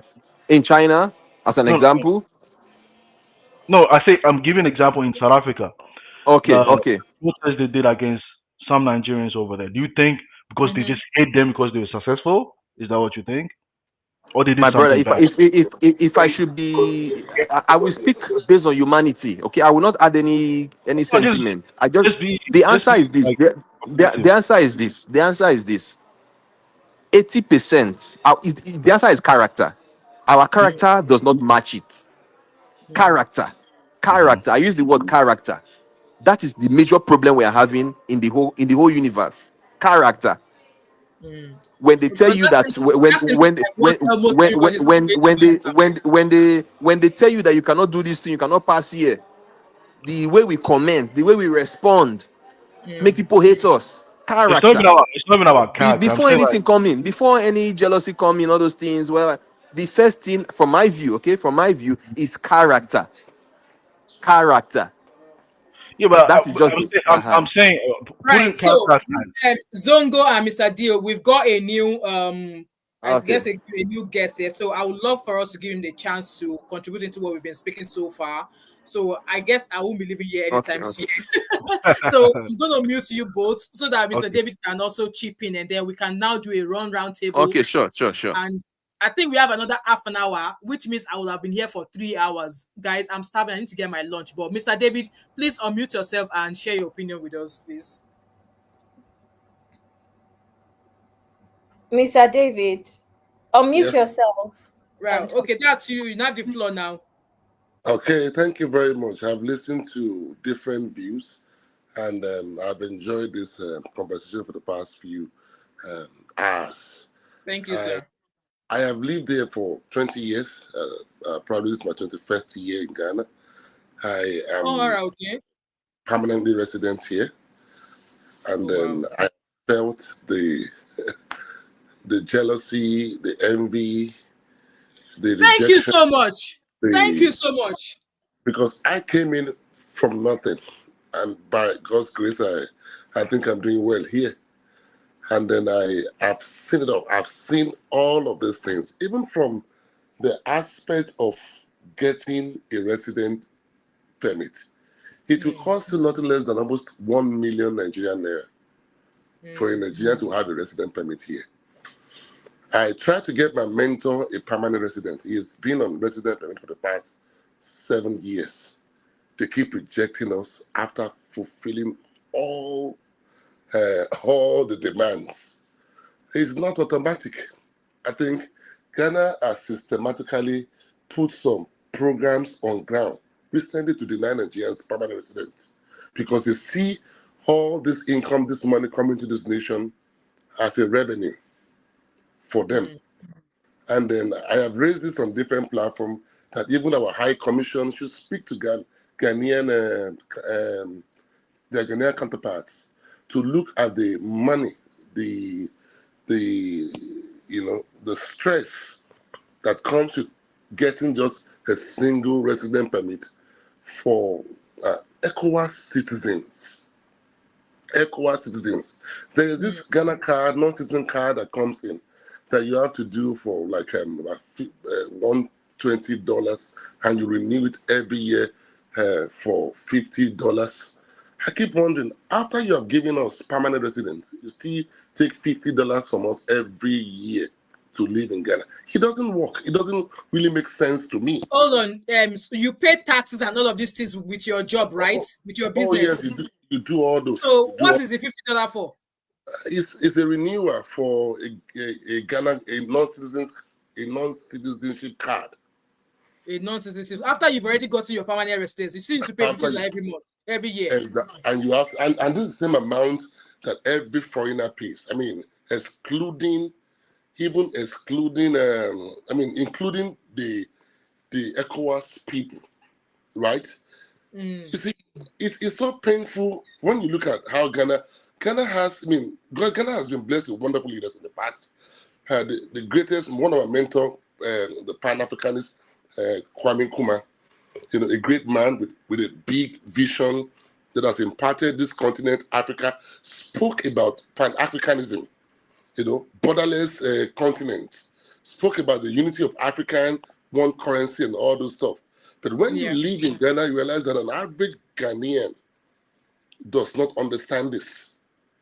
Average Ghanaians they are not really welcoming to foreigners, right? They only give you a good face when you have something to offer, right? But especially with the Nigerians, they've done everything to frustrate our businesses. They've done everything to, if it's possible, they would have kicked us out. They would have kicked us out if it's just very easy for them. They would have kicked us a long time ago. Yeah, but you can't. You have to be specific with the region where you are. So you can't just generalize. Because like I grew up in the eastern region of Ghana, I've seen Igbos. I am in Accra. I live in Accra. Okay. So just speak of the region. You can't just generalize like that. It's everywhere. Not a blanket statement. I live in Accra and I've traveled around Ghana. Okay. Even almost. I have in Coftown where I grew up. There are Igbo with shops doing his phone repairs. Like I've met personally, I know them personally before even some of them they were selling phones. They went to Libya. I've literally met Igbos that were very fluent in Hausa and they were selling in the market. Yeah, I met them before. So Accra is different. I've never lived in Accra before. That's not where I'm from, so I don't really know much about Accra. Ghanaians have a friend of mine's father. I lived in. A grandfather is late now. I met him some years back. He said when even he was coming to Ghana, somewhere in 1940 something, they felt the envy, the jealousy towards Nigerians. So whatever is happening right now has been there. It's a seed that has been planted in their children. It's like they have a stereotype mindset towards Nigeria. I'm sure you're aware about Nigeria must go. You know what I'm saying? That happened in the late 60s. before Nigerians' retaliation of Ghana must go. Ours were very loud. I mean, it became a really massive thing. But before then, Nigerians were all over Ghana. And we, in the invitation of Kwame Nkrumah, after the independence, he said Ghana is open to business, that everybody should come and invest. And a lot of Nigerians migrated to Ghana. And they were doing well. They were in charge of the education, especially the cocoa, the major business. Till now, most of the major businesses in Ghana are owned by Nigerians. And we're doing very well. You know, it's easy for anybody to talk about Nigerians the bad side. They are bad side of every nationals. You know, everyone. No, Yes, that's not true. Which major business are you referring to? Like which sector like of the economy? like cocoa industry. Are you talking about right now? Yeah, so when you speak about cocoa, are you speaking on the upstream, midstream, or I'm downstream? talking about then. But if you want me to tell you what happened right now, even right now, if you go to Abosoka, the big dealers in business are Nigerians. Yeah, but about Abosoka is a car repair. So you're saying a major businesses, like you're not even specifying which industry of the business are you talking about. It's a repair, like a car spare parts. Yeah, it's a spare part. That's an So you are industry. just misinforming people. You say major business I am within the not country. sorry, I'm not misinforming anybody, sir. Say within the automotive sector, Yes, spare within the parts. automotive sector, Yeah, yes. I mean that's how you Yes. speak. Okay. I think you understand what I'm saying. When it comes to the clothing sectors, Katamanto, Nigerians are behind this business. Right? When it comes into phone, electronic accessories, Nigerians are behind this. You know? Everything you say, sir, is true, 100%. I will chip in some words. Right. Continue, Mr. David. Yeah. So I mean, when it comes to even our banking sectors is doing really well in Ghana. Nigerians have a lot of investment in Yes, real that estate is true. And even the little business, the side road, small businesses in town. We the way we do business is quite different from any other Africans. We excel. Yes, we have our excesses, you know, and when people Let me talk to that my Ghanaian brother. If you allow me, please let me chip in small words for him. I think I need to get the time. Can we allow him to finish first, please? Can we? That my Ghanaian brother. That my Ghanaian brother from whether he's from Kano or from Ghana. I don't know where he's from. Yeah, hello. Mr. Dio, hold on. Let me allow Mr. David speak. So, Mr. David, you have another 5 minutes to please share your opinions, because there's about 6 people waiting to drop an opinion as well. So your 5 minutes starts now. Okay, man. If you look at the heart of Nigerians, we love Ghana, we love Ghanaians, right? And the relationship has been in existence for a very long time, right? When you look at it from even from the heart of relationship, we have invested in Ghana than any other African nations. Our movie industry, our music industry, we have partnered with all those industries to make Ghana become a better country in Africa, right? And I think the relationship is so amazing. And what even really pains me so much is that when you look at Ghana, there are 3 major tribes in Ghana: the Northerners, from those who speak Hausas, then the Northerners, and then and some other, of course, there are some other languages there, the Ewe, and then the Gas. The guys migrated from Yoruba land, Ile-Ife. The Ewe migrated. It's a known fact. Migrated, and most of the northern peoples also migrated from the northern part of Nigeria. So you will see we are like brothers, right? The truth is that we are all brothers. We are. It's Ghana is. I don't want to use this word. Ghana is an extension of Nigeria. No, I don't want to use that. But Ghana and Nigeria, we are one. We came out from the same origin, same source, and this education is a known education. But unfortunately, it should be this kind of there should be some form of education. I wish I can chip something, sir. Mr. Deal, I will advise maybe take a note of what he says, so that once you come in, then you can refer to them. Thank you. I wish there should be that information should be loud, should be well taught, so that when you see all these youths that are rising up, fighting, saying Nigeria must go because of this Ghana, this Igbo King and all those stuff, I mean, it's to me, I feel there's much of hypocrisy around this whole thing because I've seen videos of Ghanaians giving chieftaincy title to a Chinese men, and they're carrying him on their shoulder the same way they carry their own paramount chiefs, right? And they didn't say anything wrong in that. They're giving chieftaincy position to all different kind of people, right? But because it's in Nigeria, yes, like I said, we have our. I would like to chip in something. You're right, sir. You're right, sir. You're right. Mr. Deal, please allow him the 5 minutes. It's got another 2 more minutes to go, please. Okay. Continue, Mr. David. Your 2 minutes There's countdown. There's so much to say, but I'm just trying to just mumble up the whole thing. No, round it up. Yeah, we might probably revisit this topic again, but we have your 2 minutes here. So I live there. I love here, and I have a lot of like-minded people who are doing well, who are impacting positively this country, and they know it. They know it. The politicians, the leaders, even most of the citizens, they know all these facts. But there's this stereotype, funnily enough, a few years ago, I called someone a carpenter to come do something in my house. He came down, and his concern was, oh, you left Nigeria to come out. It's a typical saying in Ghana. He left Nigeria to come and build here. How can you come and build your own house here? Even we have not built. I didn't say you shouldn't build any house, but you could see that statement is a general statement. Most of an average Ghanaian's mouth, right? When they see you doing well in their country, they have that kind of resentment and jealousy and envy towards you, even when you have not done anything wrong, even when you have given them assistance. I have brought a lot of stuff into this country, a lot of charity in this country, and the same guy, the same king, nobody is talking about his charity. Nobody is talking about the impact he has made. But they are just trying to say, okay, yes, like I said, there are some excesses of the Igbos.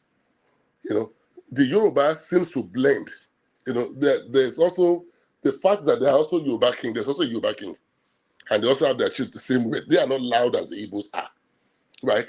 But they are not targeting the Yorubas because the Yoruba come into an environment and they blend. But the Igbo man comes into an environment and then he's trying to just uphold his own culture, yes, that kind of thing. But generally, Nigerians are, trailblazers everywhere we find ourselves in the world. And we are not conforming, we don't conform, we are not conformists. We transform, we let people know we are here. And in the course of doing that, of course, some people wouldn't like that, but that's who we are. We are proud of our nation, we are proud of who we are, and we lift up the culture anywhere we go to. Is what I'm saying? But I think what is happening right now is just beyond, it's beyond so many things, it's just beyond what you are seeing. There has been underlying that hatred, that jealousy, that envy, and then we continue to excel. And in our excelling, our results are showing, right? And even the result we have, some of them wish they take that result from us and send us away from their country so they can become the real thing, the real deal in the country. I think that's where I'm going to stop you because Mr. Yes. Let me chip in, please. I can start now. Mr. Deal, we are on the timer now. So you've got your 5 minutes, and then Dr. Adama gets set. Thank you. So the last speaker that spoke just now, because I agree with everything he said 100%, and I'll add to that. The last speaker. Okay. The reason why I agree with him, I don't need to check it online. It's a Japanese culture. When somebody is saying something, you agree to you agree first to adjust. That is where that is the education now. That's where education comes in, not to oppose ourselves. But let me continue from where he stopped. Now, okay. When I was trying to let Ghanaians know, as an example, that you need Nigeria, but one of them was trying to oppose, saying that they can do their economy like Singapore. Let me tell you something, my brother. Okay, I am in this land. I am here. No need to argue with it. It's just like you argue with your doctor or your teacher in that particular field. It's a waste of time. The person have studied that field for many years. Who is running Hong Kong economy? Number one, who runs Hong Kong economy? Is Chinese. Who runs Singapore economy? Is Chinese. Who runs Japanese economy? Is Chinese. So if Nigerian come to your country, allow people. See, Ghana cannot be successful. It is foreigner who should run their economy. Then Ghana will now look for strategy to tax them, to build them, but provide favorable conditions for them. Provide good housing, provide good tax system, provide good insurance policy, so Ghanaians, position yourself in a way that when foreigners come in, They are not coming to steal your job. Foreigners are like your workers. You can see them as you can call them investors, but finally foreigners are workers. They are working for your country. All the things I'm saying now, I know some people want to argue because they always want to oppose. Go and check online, go and Google it or check the official website. Hong Kong, that small country. Hong Kong is like China now. It's like Ghana now, same population, small population. Hong Kong. Hong Kong did their 2024 yearly revenue $110 billion American dollars revenue. They made $80 billion tax. This small Hong Kong you are seeing that is being run by Chinese is run by foreigners. Number two, Singapore. Singapore did $90 billion revenue last year. $90 billion. 70 billion was from tax. The money they made from tax. Tax means that the foreigners who is paying money, okay, tax revenues. When you open your in Chinese, it's called fapiao. So what am I trying to say? When people come to your country, don't be angry, okay? Don't discriminate. Let them take your job. The question is, are your government able to tax them? In Ghana, there have been to Ghana. Who are the people running Ghana? It's Igbos now. All the container. I'm in China. I ship containers. All the containers going to Ghana. Who are the buyers? The bill of who are them? Is the majority of them? They are Igbos. Spare part, auto parts, electrical, tricycle, solar panel, and so on and so forth. They are the Igbos. They are running the economy, but it's not something bad. Of course, there are still some Ghanaians who are Can I doing good respond? business there. Can I respond to Yeah, what you're yeah, yeah, saying? you. I think I am I here. think yeah, but I think your understanding of economy is very limited, right? Because you are primarily focusing on just the retailing aspect of it. Because the supply chain, we have the manufacturing sector, the transportation, the retailing, the final consumer. So what you're saying, even what the Igbos are doing, they are getting it from a manufacturer. Where is it coming from? So you mean to tell me that Nigeria has a manufacturing base that they are producing everything that most countries want, whether within the housing sector, automotive sector, the aerospace sector? Is that what you're telling me? Come on. Even in Right. the aerospace sector, do you know the countries that are leading within the aerospace sector? Please, can I have the Notice, name of notice, this viewer that this not a panelist that is single. speaking? Mama Five, who is that speaking, please? My name Sorry is to Zongo, We've interrupt. got, Zongo Native. That's my name, Zongo so Native, we've right? Okay. got I think according Yeah. to the So I mean, so like, see, if you want to speak about economics, you got to get your facts very right? You got to speak from even in terms of like the industries, right? Aerospace, automotive, let's say, oil and gas, like same, like even so. Okay, let's speak about oil and gas. Even in Nigeria, I mean, you tell me all the companies in Nigeria that explore the oil and gas are Nigerians. Is that what you're saying? I studied petroleum engineering. Trust me, I had a Nigerian classmate. He told me when he went to Nigeria, almost all the companies were foreigners. So like the issue right. is not just about you see, it's endemic within an African society. Because in the U.S., when you compare yourself with other like countries, what they are doing, Africa need a manufacturing base, and none of us are doing anything. You are just highlighting just on retailing, like retailing. Some countries providing with the goods. Anybody can do that because you are Right. buying from somewhere and then you retail it to the final consumer. We are talking about the manufacturing base.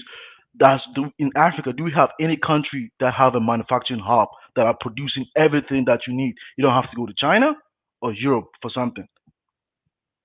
Okay, Zongo, I'm going to give the battle to Dr. Adana because there are two other people who have actually not said anything since we've been Let here. them go. Obviously, they've joined. So, Dr. Adana, please unmute yourself. And Yes. afterward, Savior, please, after Dr. Azama go, be ready to join in as well. So, ma'am, you have the floor. All right. Good afternoon, everyone. I've been listening to the panelists. Everybody has contributed wonderfully. Well, I'm not here to contribute in the aspect of money, who is buying this, who is making this thing. This is what I want to say to us as Nigerians. No matter where you find yourself, I live here in the United States. I was born here, grew up here. So yes, I have gone back home. I can speak our dialect. I'm an Igbo woman. Yes, I know it might shock some people. Yes, I do speak Igbo. But the thing is, we need to learn to respect ourselves. Yeah. Whatever, I don't care if you're Yoruba, you're Igbo, stop being a nuisance when you go to other people's country. Respect yourself. If you feel you are that well developed and you have all your shit put together that you can do it in other country, start from where go back to your country and do those things. Ship those containers to Nigeria. Open those manufacturers and everything we just named here. Go and do it in Igbo land. Because at the end of the day, I've said it before, Igbo people are the Chinese of Africa, but they are the least, when it comes to developing ourselves and coming together, we don't do that. We don't know how to come together. So something is Yes. wrong, is definitely wrong with us. So as Yes. much as we may Yes. sit here, promote all these things we are grateful for and everything, there comes a time we need to evaluate ourselves and look at our attitude. Our attitude stinks. I understand, my Attitude sister. stinks. My sister, It I is so understand. sad. That's It is true. so That's sad. true. We need to stop doing this nonsense. And I blame the government and the Nigerian government, everything. They're just keeping quiet because who wants to? Do you know the number of surgeons, top doctors, and everything that are in the diaspora? And Nigeria healthcare system is a shithole? Are you kidding me? So please, let's learn to respect one another. If you know you're in the diaspora, wherever you are listening to us from, respect yourself. If you know you cannot work 9 to 5 and do what other people are doing, go to school, go back to your home Go back. country. Period. Exactly. I said So, that That is earlier that on. that is so that, that is I the want to point. ask. I want to ask. Mr. Dill, But please, I didn't finish my speech. Excuse me. I guys, didn't finish please, my speech. there's somebody who's been here, and I really want that person to chip in as well. Please, that's Okay, why I go said. ahead. But I didn't finish up. I just have 1 Can minute, please. Just everybody 1 minute. mute? No, Can we guys, mute? don't do Are that. we on mute? Okay, talk. Hold on, guys. You have the chance. So, Mr. Savior, Yes, go please, ahead. yeah, Please go unmute ahead. yourself. Drop your thoughts and opinion, please. Thank you so much, moderator. Thank you so much. You're welcome. So now I'm Thank you limiting to the time to everyone. 3 minutes. I don't know, maybe you guys can hear my alarm when it goes off, but when your 3 minutes goes off, I will stop you. Okay, go on, Mr. Savior. Thank you so much. I will thank everyone. You're welcome. This is what we are all getting it wrong. This is where we are all getting it wrong. I will say this: no one hits anybody. We love ourselves, but there are some things we say that will, let me say, indirectly insult your neighboring country. Someone said we'll be helping Ghana. What is that Ghana? That small Ghana. Fine, we know we are small, but we are mighty. Put that in your head. But I am not here to attack. Let's get that right. We are not here to attack anybody. We shouldn't attack. We are here, to announce peace, or That we is are true. here. No one is attacking. That's true. Yes, but in some of our brothers, how they speak, it doesn't speak well of you. It's not good. And that is true You also. can't That's say, true. yeah, you can't shame somebody. Like, you can't shame us like this small population and you are like this. No, please, we should mind how we speak, please. Respect ourselves. We should respect ourselves. So I wanted to ask That's the true. Igbo, Sorry the about business that. If somebody else wait, feels wait. that way, sorry about that. Can I conclude? Guys, please, I really want Mr. Savior to finish his 3 minute mark, and then we'll start from the All right. beginning again. I don't want us to interject, please, because it's taking us Yeah. back and back again, please. As I said yesterday, all this banter going on around the globe is just one post somebody made. And let me put it across. There are so many, let me say, Nigerian communities in Ghana, and not only Ghana, around the world. And particularly in Ghana, none of these leaders from the 90s, from the 18s, none of them stood up and just say, I am going to build this, I am going to do this. Well, we all have our intention of doing things, right? We all have our intentions of doing things. So none of them, we have the Yorubas, we have houses, we have their communities in the country. Ask yourself, how many of them, or ask yourself, when did any of these communities came out that we are going to buy a vast land and build our community and build walls around and invite only only the houses? We are inviting only the Yorubas. We are doing this, we are doing that, we are doing this, we are doing that. Do not center only on your tribe or only on yourself.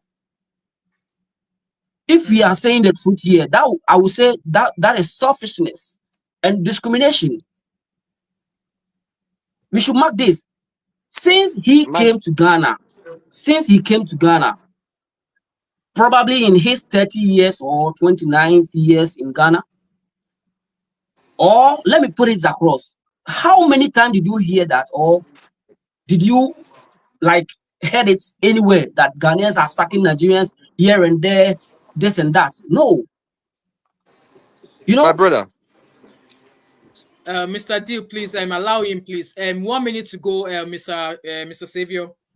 All right. You see, and you were saying something. Nigerians has helped Ghana, and they are helping Ghana, and they are doing this, bro. Please, this is not the time, because if you are talking about help, Ghanaians has also helped Nigerians. We shouldn't fight over this. We are better than them. We are better than this. Charlie, if you are better than us, you can stay in your country, and we stay in our own. We shouldn't battle over all this. Excuse my language. It is not. It is like, let me say, it is. I don't want to use any bad words, please. We should at least sit here. Whatever we say here will go around the world. Yeah, that's whatever true. we are saying here is going around the world. So we should be civilized in a way. Excuse my language.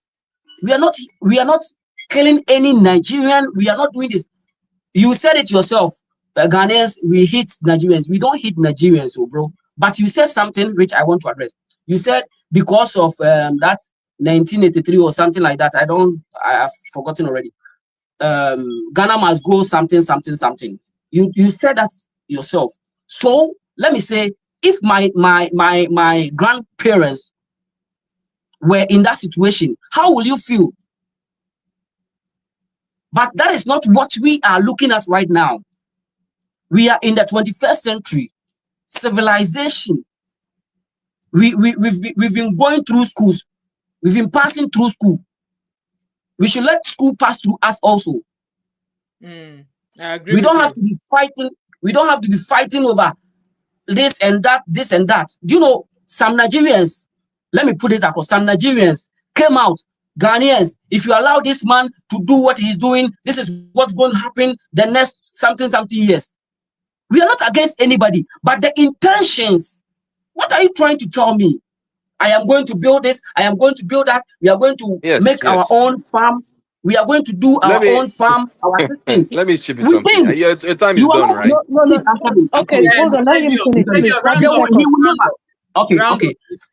If you allow him, let me put it, if we have allowed him to do this, that is monarchy, and he is never going to adhere to the country's laws and other things.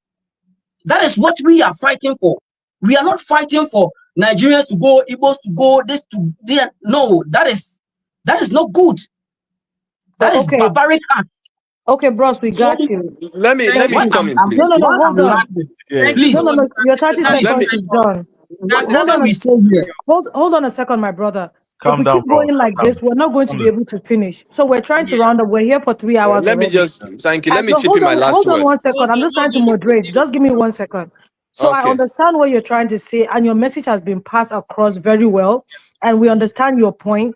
And just before the next person goes on, I want to say that if you were here the day before yesterday, the day before yesterday, we went all in for Nigerians and told them what they were doing that was not right. If you have not watched that, I want you to go back and watch that. And even this guy that was saying he wants to create a community for his own and his own people alone, who are against it, even yesterday, the Mom of Five reiterated that and said that is not done. If you go to people's house, you have to read the rules. If you come to my house and I don't boil hot water on gas, don't boil hot water on gas. You're right. My sister. 1 second. Don't boil hot water on gas. Use firewood. If you don't want to use firewood, go and rent your house and build your own firewood there, or go back to where you're coming from and boil hot water on gas. So we're not saying that Ghanaians.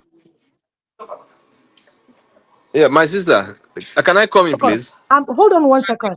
Hold on 1 second. Okay. We're trying to round up. I'm just trying to give everybody, like, I realize that a lot of people are here today, have not been here yesterday and day before yesterday. So I'm just trying to give a summary. Yes, so that we can that's just right. understand, because some people are attacking us because they feel like we are defending Nigerians. No, we didn't start defending Nigerians. We did not, because we're not in support of that. You already gave You your understand point. what I'm Can I saying? go ahead, please? No, but sir, you're Bro, not listening to what she's One saying. second, This is Mr. exactly Duke. what Hold we're. on, please. So hold on. This is bro, I'm exactly not what we're stopping talking you from about. talking. Hold on, I Nato. say, Hold on, give Sister me a Nato. second. Sister So Natu, wait. This let's is give him exactly what few we're talking minutes. about. You're in someone's platform, My sister, and she's the can I moderator. speak Hold now? on, No, no, you hold on, cannot sir. speak. No, hold on, You Mr. can't Duke, Please, please. speak. please, let's You comport can't. ourselves, please. Yes, let's have decorum. This is exactly what we are talking about. You're in someone's platform. There's a moderator here calling everyone when to speak. You've been interjecting when someone is speaking. Allow Nato to finish whatever she's saying. Then you can do your pushback. What is so hard for you to understand with that? You will have Thank your you. time to speak, sir. So what I'm saying is that Mr. we are Duke, not against what Ghanaians are upset about. The only thing that we're saying is that there are a lot of innocent people that might be affected. So whatever decision that we have to take, do you understand what I'm saying? If they're against, there was a lot. One guy came out yesterday and said this guy was invited and was spoken to. This video came out. This thing that he spoke about was almost like 2013 or something like that. I also want you to understand that right now, as we speak, we have not had any word from the government. We have not have any press release from the government. A lot of bloggers are doing their own stories and putting these around. It looks like some people are trying to push a narrative out. So while we are trying to discuss this, please let's not be careful so that we will not fuel anything that is not supposed to. And that's my own time. You have 2 minutes to go. thank you. Right, Mr. Deal, please carry on. Right, Okay, set your timer. thank you very much. Thank you very much. Thank you very much 2 for minutes, your Mr. Deal, or else we fight. no 2 no minutes. problem. Thank you very much. But what I want to say is Yeah, that after him, then I go, right? Yeah. it is unfortunate that this topic it will never end because we do, the character our character we don't have the same the reality is that we don't have the same views. Nigeria and Ghana, with our views is totally different. This one don't want to understand this one, and this one doesn't want to understand this one. Why am I saying all these things? I just cited something for you. Sometimes in life, okay, listen to me, Ghanaians or Nigerians, listen. Sometimes in life, you go and look at how other people are doing it. Then you come back. I understand you have your values, you have your culture, okay? But sometimes keep your values and your culture. Go and look at the way other countries are doing it. In China, as a case study, Chinese was very poor before. A lot of problems, criminals, and all those things in the 1980s or 1970s or early 1990s. Now, Chinese, now somebody will argue with me again because they're always arguing. People don't want to listen, but I hope the wise one listen. Chinese people went to the European countries and study. When I mean study, I don't mean go to education and waste time to study 4 years. They went to look how they run the economy, and they came out and had brought a one key point agenda, which is administrative. What is administrative? Administrative has so many branches. Administrative means that when somebody is talking, the other people listens. When we say we want to build road, with that road we want to build, we must do accountability. Let me just use that word. Why am I trying to say all these things? Many years ago, maybe Nigeria did Ghana must go. Now, in the last 4 or 5 days ago, they were doing Nigeria must go. Okay, if I say okay, Nigeria is at fault, but at the same time, I will also say Ghana is at fault. Look at the internet. Ghana say Nigeria must go, Igbo must go. That is very bad. But I'm not saying Ghana is bad. Also, Nigeria, somebody has triggered that thing. That thing they trigger, it has caused it is not chaotic. It's chaotic now. If I look at it from Ghana side, I will support Nigeria. If I look at it from Nigerian side, I will support Ghana. You understand? It's not chaotic. But what I'm trying to say here is this: as a human being, with heart, Ghanaian, for example, somebody come to your land, okay? Foreigners are in your land, South Africa, foreigners are in your land. Please do not use Right, the word. start rounding Do up, not. Mr. G. Yes, I'm 2 minutes. rounding up now. No matter what happened, do not use the word. This country or these people must go. That is not a solution. It is bad. Go and ask your priest. If you are a Christian, go ask your imam. If you are a Muslim, it is bad. Focus on the crime, not on the people. This is just what I have to say. Focus Thank you on the so crime, not on the people. Thank you. Thank you so much about that. So I'm going to start from the top again. So Mr. David, No, Zango is going. No, I'm going. Please. All right, okay, I'm, you go on. You go on now. You go on. Yeah, Zongo. I'm not even going to like respond to you, Del. So Right, like 2 minutes, Zongo. the businessman in Ghana. I think like, I mean, you made a very valid claim, but you are not really analyzing the whole situation properly, right? As far as like your business is concerned, right? So like you moved from your country and then you went to Ghana and then you became successful, right? But you gotta understand, in most like within the business, right? There's someone like you are supplying something and someone is buying. So you mean to tell me the consumers that are buying your product, they are not Ghanaians? They don't like they have issues with you? The ones that are patronizing your business, and like most of them are they not Ghanaians? So the ones buying your business, the consumers Sorry, I didn't buying, hear you. Okay. I'm talking about a business guy in Yes, go Ghana, ahead. right? The Yeah. consumers buying your business, like patronizing your business, are Ghanaians, and it's obvious they don't have issues with you. They probably have a lot of deals with you, right? So if another person who was that you subcontracted to do something within your house have issues with you, that is not to say the consumer who patronized your business has issues with you. You should be able to like to separate that, because at the end of the day, I can say it's the same Ghanaians who made you rich. So if they hated you, they will not buy your product. Does that make sense to you? So like I've heard like this kind of conversations before, and a lot of people are not really getting it, right? Like because you're gonna sit there like even in America, for instance, right?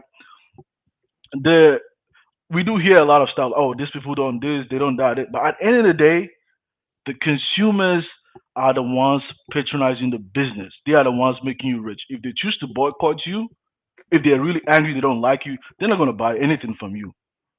And that is an indication of clear hate that they really have issues with you. But so far as some of them are patronizing your business, it's clear that some of them don't have issues with you.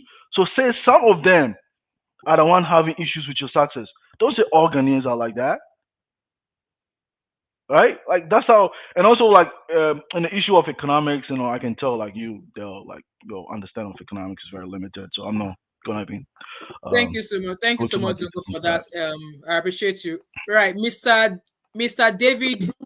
Yeah. Right, your 2 Thank you minutes very starts. much, last speaker. Thank you. Your 2 minutes starts now. When it comes to business, people buy when it is profitable or reasonable to them. I don't know if you know about the retail plans, the law in Ghana that says the citizens are only the retailing in this the retails of anything is for the citizen. Wise, the foreigner can bring stuff in. When it comes to business, it's a different ballgame altogether. If a Ghanaian is selling an iPhone 12 for $1,000, and a Nigerian is selling for $800, who do you expect they will buy from? It's got nothing to do with love or anything. And I'm not saying all Ghanaians hate us. No. We intermarry with Ghanaians. We love Ghanaians. And funnily enough, Ghanaians ladies love Nigerian guys. Two, there have been intermarriage within these two countries for centuries. I'm telling you about the natural things you feel with most. I came from the grassroots, and I understand. I felt it. I lived there. I understand the recession, right? It takes, and it's a different thing entirely. When the Ghanaians go to Nigeria, the welcoming, the true affection of love and support that they get is quite different from what we get here. The first thing is you feel, the first thing, the fear, the resentment, then follows, and rejections. But because of the persistence of many Nigerians, because they know what they're about, that's exactly what keeps them successful. Number two, most Nigerians that are here, most of them, and I'm saying most of them, don't work for the government. They bring in their money to start business in Ghana. They don't have opportunity to work to earn wages. Those who are legalized and those who are not legalized. Those who have papers and those who don't have, most of them bring in money from Nigeria. They bring in their money and invest, trade, and then probably make money. You know, because the essence of business is profit, is to make money. So they are not fighting for any space. They just came to survive. And because they do it well, and they do it well, and then that's what makes them to succeed. Your 2 minutes is almost up, Mr. David. Your Yep. 2 minutes is Okay, up, man. please. Just finish that sentence, and then we'll move on to the next person, please. I think I'm done. I think I've said. All right. Okay. Thank you. I've I think Uncle Kid, Dr. Adama, would you like to contribute? Because you are the next person on the line. The next person can. All right. Okay. I'll give Uncle. And please, everybody should help me warn Uncle Kidola once he comes in. It's 2 minutes. Uncle Kidola, unmute yourself. Your 2 minutes starts now. I would like to give my 2 minutes to that brother that lives in Ghana. All right, okay, Mr. David. I would like to hear from him that is in Ghana. You understand me? Okay. Right, Mr. David, unmute yourself and carry on. So at 17, I don't know what your time is. If you had 2 minutes to the time at your end there, that will be you. Okay. Thank you very much, sir. Carry on. Hello, ma'am. Yes, sir. Personally, I have brought into this country several charity organizations to help, and so I've seen some of my friends do the same thing. Right? The said king that is bringing all this controversy is known for his charity in Ghana. Right? And nobody is talking about that. But unfortunately, the bad news is what flies the most. Yes, there may be some little error here and there. But the truth of the matter is, he's a good man. He's married to a Ghanaian. He's legally staying here. He has business here.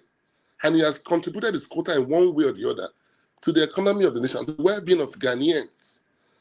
The excesses I kept saying, I'm not excluding his excesses. And I'm saying this. But whatever is going on right now that is now bringing the agitations, making Ghanaians to say Nigerians must go, it hasn't gotten to that at all. And they know it. It hasn't gone to that point. I've listened to some of their celebrities.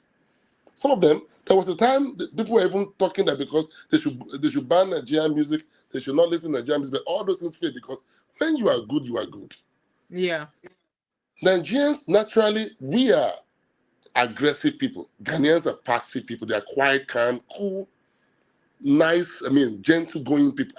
And we are aggressive. To be gentle, let me use the biblical term. Ghanaians are like Peter in the Bible, and then Nigerians are like Paul. These two character is very needed in sources in life, where like the positive and negative that generate light. And this is what I keep telling some of Ghanaian people. We need them. They also need us. Right? And the Bible says, don't be like a horse that jumps around. Eventually you jump into your death. But don't also be like a mule that is so slow. So every man must strike a balance. The Nigerian must learn to be calm, calculated like Ghanaians. They are calm, peaceful, and calculated, and they are orderly. And the Ghanaians need to come out from their shield and have this Nigerian attitude to get that they go ahead. It will amaze you that in the whole West Africa, it is only Nigerian companies, these same Igbo guys, that send transportation by road. It's only, the transportation that moves from Lagos to Accra to Lagos. You don't see a lot of Ghanaian businessmen do that, even Togolese. You know, I'm talking about directly from Ghana to Nigeria. Apart from though they are running their own countries. It's Nigerians who are spearheading this because they are daring. And if a Ghanaian will learn how to be daring like Nigerians, they become a better person. And if you also will learn how to be calculative and be orderly and be gentle, maybe we'll live longer with our business and be more acceptable. But each of us has, each character has a positive side and then the negative side. But like I said earlier, for me, it's too bad to say Nigerians should go, like my other brother said. Because Mr. David, round up, please. Round up. We are in a global world. The world is becoming one. Right? Africa, we are becoming one. And with the Maya, one of the Ghanaians, YouTuber, was talking about his bad experience, one of his videos, when he was going to Togo. The trouble he met on the road, it was terrible. I've driven on that road several times. And I've Mr. David, that's your time. That's your time up there. Thank you so much for your contribution. That's how much we could take for today. I hope you're not going to be a stranger on this channel, and Yeah, we'll have some hopefully we'll kind see of. more of you again. Mr. Kidela already passed his time over to Mr. David. So I think I'm going to give John Safo. John Safo, your 2 minutes starts now. Thank you. Get started. Thank you. I And thought before you you put start, me out. please, before you start, I'm going to start dropping people off the backstage, okay? Because I'm rounding up in 10 minutes. So in case you're no longer in the studio, I don't want to be rude. So I'm going to start dropping people who've already spoken. I'm going to start dropping it from the studio, right? Thank you. Right, John, please carry on. Yes, I just want to say again, no Ghanaians and Nigerians. And to respond to the guy who says he's in Ghana, as far as Ghanaians, we are not coming out of that shield, because it's that shield that keeps the country peaceful. And I think some people have perception that they are not Ghanaian businessmen. Because West Africa, most Ghanaian big businessmen do their trade in Cote d'Ivoire, Burkina, and other. But the fact that most of them didn't come to Nigeria doesn't mean they are not there. It's just that they are not slow, because that's how we are brought up. And secondly, I've said it again, I'll say it again. If any Ghanaian is doing something bad in Nigeria, just voice out. It will help to build the image of Nigeria. If Ghanaians are doing bad, just voice out. Because if you don't voice out, as I said, then you don't love your country. As far as Ghanaians, we do love our country. So we will voice out. It doesn't matter if it's little, small, or whatever. And again, this perception about Ghanaian need business in Ghana and all that. Yes, everybody need business, money, your economy growing, and all that stuff. But we believe in more attitude, character, and respect, integrity. So if you want to invest in Ghana, just respect the laws. Don't try to do something that will cause issue, that will affect all your people. For me, it doesn't make sense to me. Because he could have buy the land, build the estate, and no one would ever know. That this is your, because you have exposed yourself. Now Ghanaians think that you have a certain motive, and that wouldn't go away today. So I always say it's like a football team. If Africa was a football team, Nigeria is big. Nigeria, you are the captain. But if the captain is not behaving in the way the captain is supposed to behave, it will affect every player within the team. And within the team, we don't have to be best friends. We just have to respect each other, have integrity, and say, okay, we are Africans. This is where we are moving. Everyone should respect that. And that will help everyone. Because we don't have, I've been told in Ghana, you don't have to be someone's friend before the person can be your business partner. If you all have the same goal for success, it's all about respect, honesty, integrity. And it's as simple as that. So within business, economics, whatever it is, for us, the character, the honesty, the understanding usually help. And I pray that Nigerian youth will stand up one day more to understand that the more you voice out stuff in the country, the more it change the perception of others. And then maybe in the next 1 year, 2 years, maybe to be Ghana, that will be in that position that we are bad people.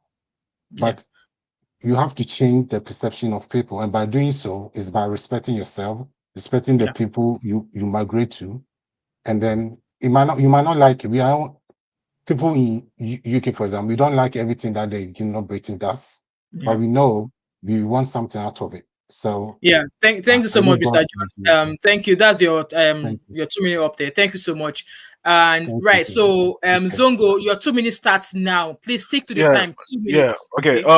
So I mean, so he stated like Kwame Nkrumah, like he preached for Pan Africanism, right? I mean, he had a lot of opposition within the country. Like he preached, some agreed, but not entirely everybody did agree with him.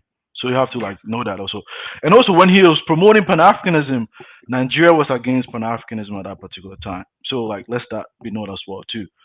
And also like the last thing I wanted to add too is that I've been in a foreign country, right? I stayed in Cyprus, I've been in Turkey, and now I'm in the US right now. See, when I was in Cyprus, right? If you're a foreigner, you can't even have a store over there. Even in the US, to work within the country. I mean, I'm sure you live in a Western society. You need a permit to be able to work. They are protecting their citizens. It's not different from what Ghana is doing. Like you gotta be very objective. Like a lot of the things, even in Africa, I'm gonna guarantee you that a lot of the things that we are like most countries are adopting, they learn that from the Western countries. What most countries do elsewhere, you know. Even to rent a place, you need like a permit or something like that, just to some sort of documentation. But in Ghana, like you don't. I'm sure like some average person will not. It's not going to require your documents to let you stay or something like that, right? Because we're all African. But you got to look at it from the bigger picture. If you live in a Western society, if you really live in a Western society, you're gonna even say like even you have even more like privilege because you are African and you live in the country, right? Because in most countries, they're gonna protect their local businesses. They are gonna do that. In the U.S., they do that. Even in the U.S., they prevent Chinese business people from buying certain critical businesses or infrastructure within the country. Like you don't know this? Like, come on, guys. Let's not be speaking all these kind of things, right? Let's just be objective and speak about the issue and address it. For me, I'm a Ghanaian myself. I don't see this as a big issue, but I've come to the realization that there are some Ghanaians that do not agree with this. They have issues with that. They're gonna like fall into the emotional situation. But the sister said, even the government have not even reacted to this. It's not an issue to them. They're not gonna do this. Because I mean, how is it possible? It's not even possible. But like, yeah. Thank you so much. I really Yeah, appreciate your presence in here. And don't be a stranger on this channel, okay? Thank you so much, bro. I really appreciate your presence here. So that's your 2 minutes, in fact, 3 minutes over. And I'm going to be dropping you from the backstage. No problem. Yeah. Which one is the Hausa lady though? Yeah? I'm here. Salamu alaikum. Wa alaikum salam. Kina ji Hausa kuwa? Sosai kuwa. Sosai. Na gajiya. Ni like to mu like ba kamar Hausawan Ghana muna jin Hausa. Kin san Hausawa? Na sani. Kawo musulunci da na sani. Kakanni na sun fito wanga yake cewa Kasina amma Togo suka auren kwatakwalawa shi aka shigo cikin Ghana. Wow, masha Allah. Or create nation states, it kawo mu Ghana. That's nice. Ghana amma ba haka muna wannan complain da su wanga. Haka ne, gaskiya ne, masha Allah. To ka zama bako fa ka ringa lekowa mana. Ba dama. Ina da bako daga Arewa. To na huta gajiya. Yawa. Assalamu alaikum. Amin. Right. 5. If they sold us now, we will not know. No. Actually, he said that let me go to study about this way before they sell out on this stage today. He said that his grandparents are from Katsina and they married people from Ghana. That's how they integrated into the Ghanaian system. Right. So, okay, Sister Natu, give us the last closing, and then Abby will give us the last closing as well. I like yesterday and today. Emotions were not too high, kind of, but I feel like there were too many new people that were not understanding our stance and think that we're having this show because we are supporting Nigerians. Listen, I don't want anybody to come to my house and start cooking in my living room. Okay? I don't cook in my living room. So if you come to my house and cook in my living room, I'll tell you are leaving the next day. I will not tell everybody from your village that visit me that they're leaving the next day, but you are not coming back. Because let me tell you one quick story. I had 2 cousins that visited me, I think 2 years ago. One was 20, the other one was like 25. These girls will be in the room and I'll be cleaning. I'm not joking. When I'm cleaning, one will even come and pass and tell me, well done. I say, wow, guess what? I didn't fight. But what happened? They're not coming back to my house again.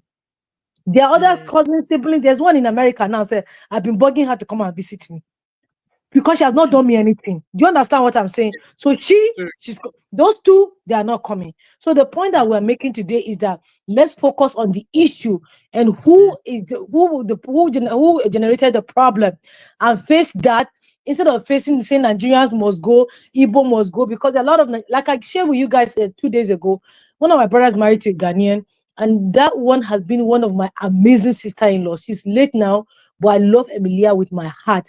And because of Emilia, I have a soft spot for Ghanaians. If I meet somebody and says Ghanaian, I'll just start telling you about her.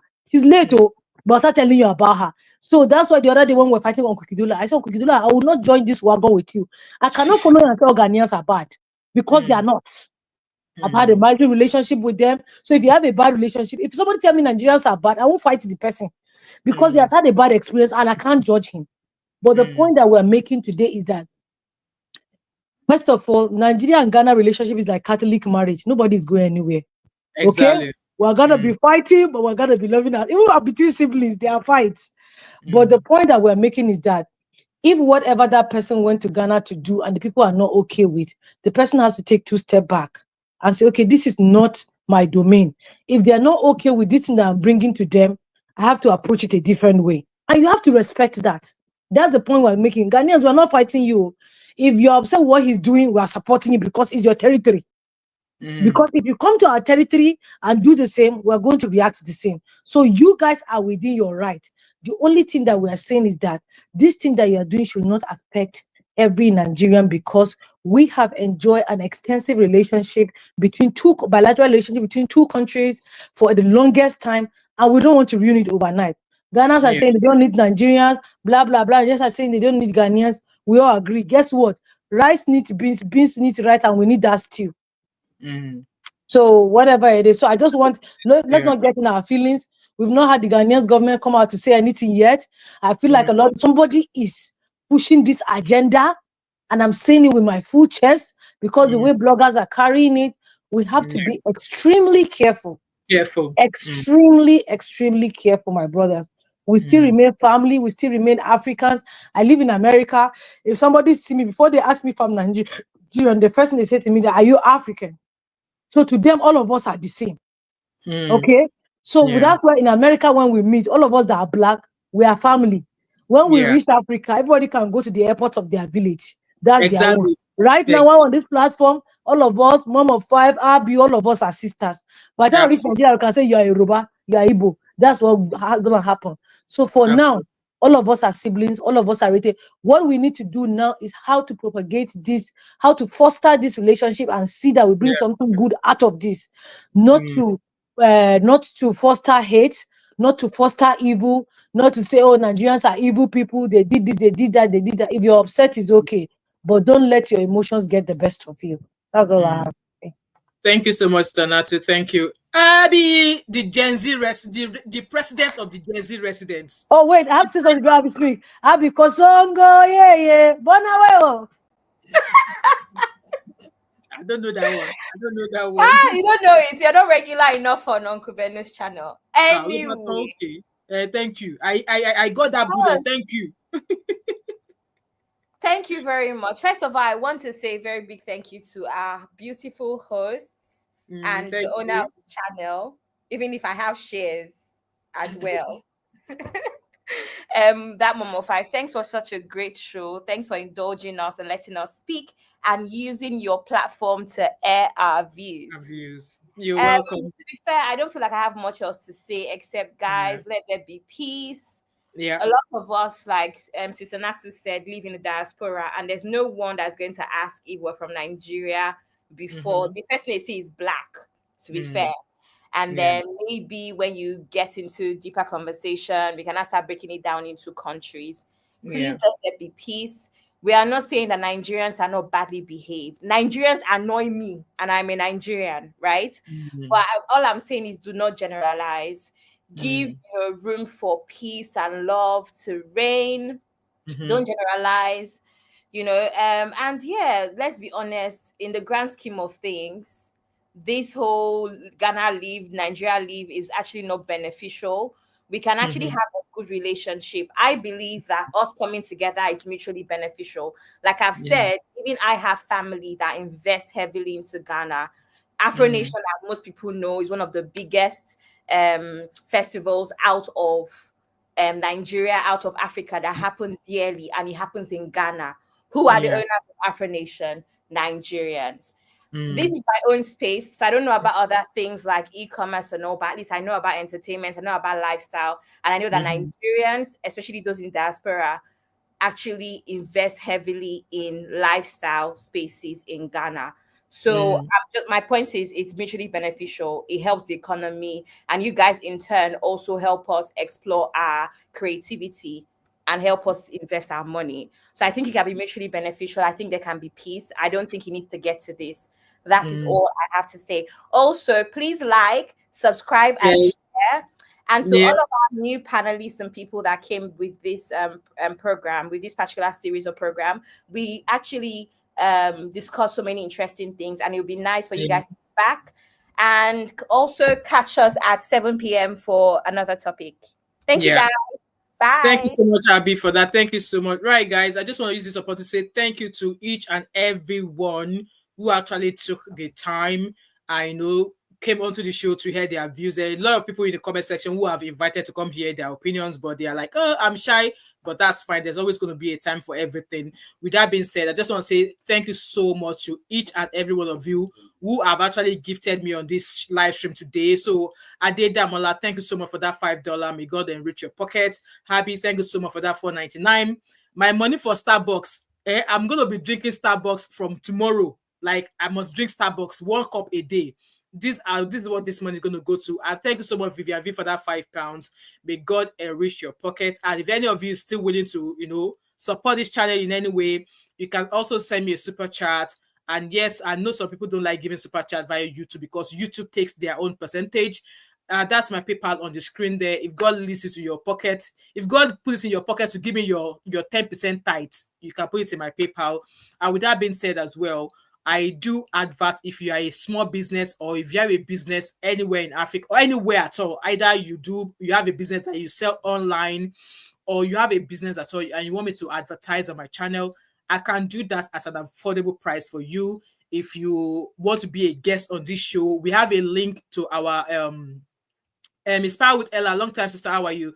If you want to be a panelist on this show, or if there's a topic you think you will be interested to discuss on this channel, there's a link to our WhatsApp where we discuss topics like that. You can click on that link and be a part of that link as well. And like I said, also, if you want to be a guest on this show as a panelist, feel free to jump in. If once we are on the talk, if it's something you're interested in, feel free to jump in as well. And like I said, if you have any business you want to advertise on this show, please reach out to me. I can do it at an affordable price. We have a couple of small businesses here, like that of Sister Natu. She sells fragrance oils that are a dupe of high-end and high-end fragrances. And also, if you're looking for someone to dress you up, maybe there's an event, you have a wedding, you have a birthday, you have an engagement, and you want a designer to style you to help you shop for the products you're looking for, that nobody will have the same shoe like you at your wedding.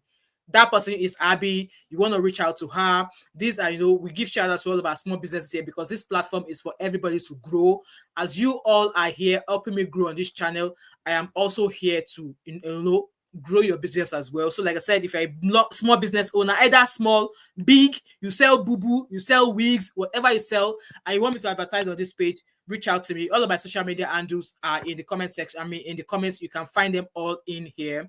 So like I said, if you want someone to dress it for your event, this is the link of the styler here, Abby. She's the president of the Gen Z residents on this channel. So that is a link to our Instagram page. If you have a business, if you have a wedding, it is not the wedding that you are going to be wedding in December. You all know planning a wedding takes time. So if it's a wedding, baby shower, engagement, whatever event it is, and you're looking for someone to style you, as long as budget is not the problem, reach out to her. That's our Instagram handle in the comment section there. And also, like I said, we have a small business as well, Koalisa. Let me drop the link in the comment section. At least I know that one off my head. Koalisa, right, Sister Natu, you are here. Drop the link. I don't have everything on my head. I thought I know the full name on my head. So if you're not fragrances, you don't have to break the bank to smell good. Okay. So Koalisa.ag, she does some lovely designer dupes and niche dupes, fragrance oils. In fact, it's not letting me post to it. It refused. Okay, Abby just be. Thank you. Abby has already dropped it. Okay. So I've actually taken a couple. So she does lots of high-end perfume oils, dupe fragrance oils that are designer dupes and niche dupes. She sent me 6 of them and I'm enjoying them. So you can pair them up with your high-end perfumes. And links in the comment section there. She ships all over the world, so feel free to jump on our website and shop all of these perfume oils.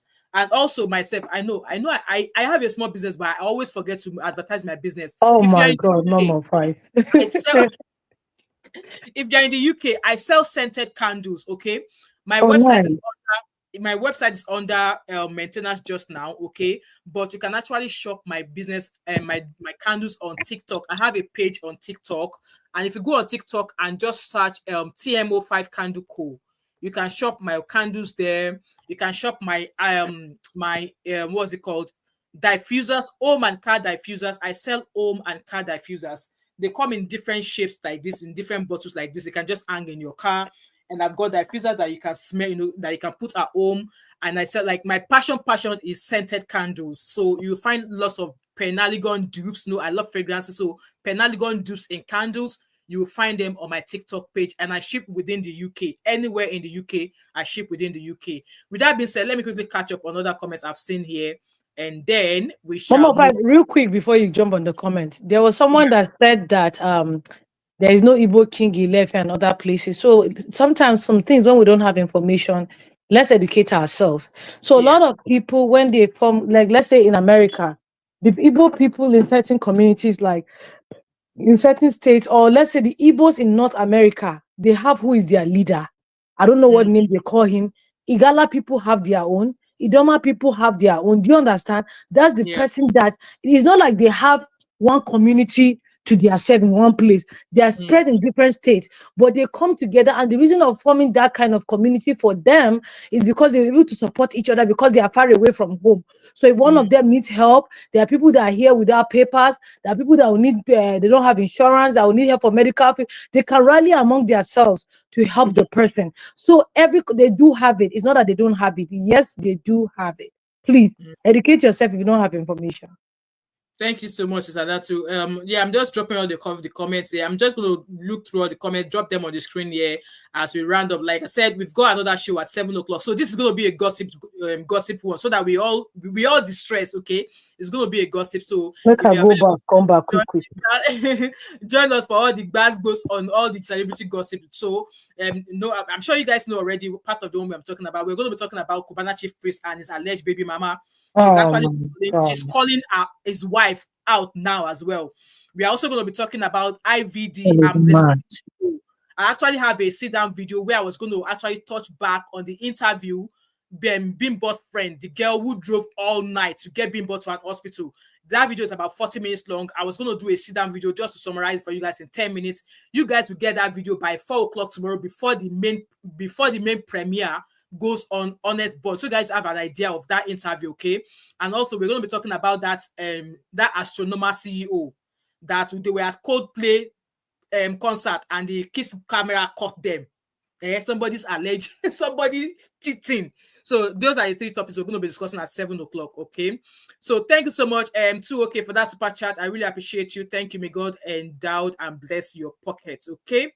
I would like to come on to Rising. Sorry, we are just ending the live stream. Hopefully, I might come back and discuss this story again if there's a new development. Okay, like I said, they did say that the protest has been postponed to sometimes next week. So if there's any updates, I might be back here. I'm not back to work till Wednesday. So if there's any happenings between today and Tuesday, you guys will definitely see me back. Okay. With that being said, I got to go. I've been sitting on my backside for 3 hours, 30 minutes. So thank you so much, guys. I appreciate you all. If I've upset anybody, I am sorry. I apologize. And if you love everything we have done today, please don't hesitate to share, come back here and super chat me. I need money because I must buy Range Rover this year. With that being said, see you guys at 7 p.m. West African time. All right. Bye, everybody. Let me go and charge.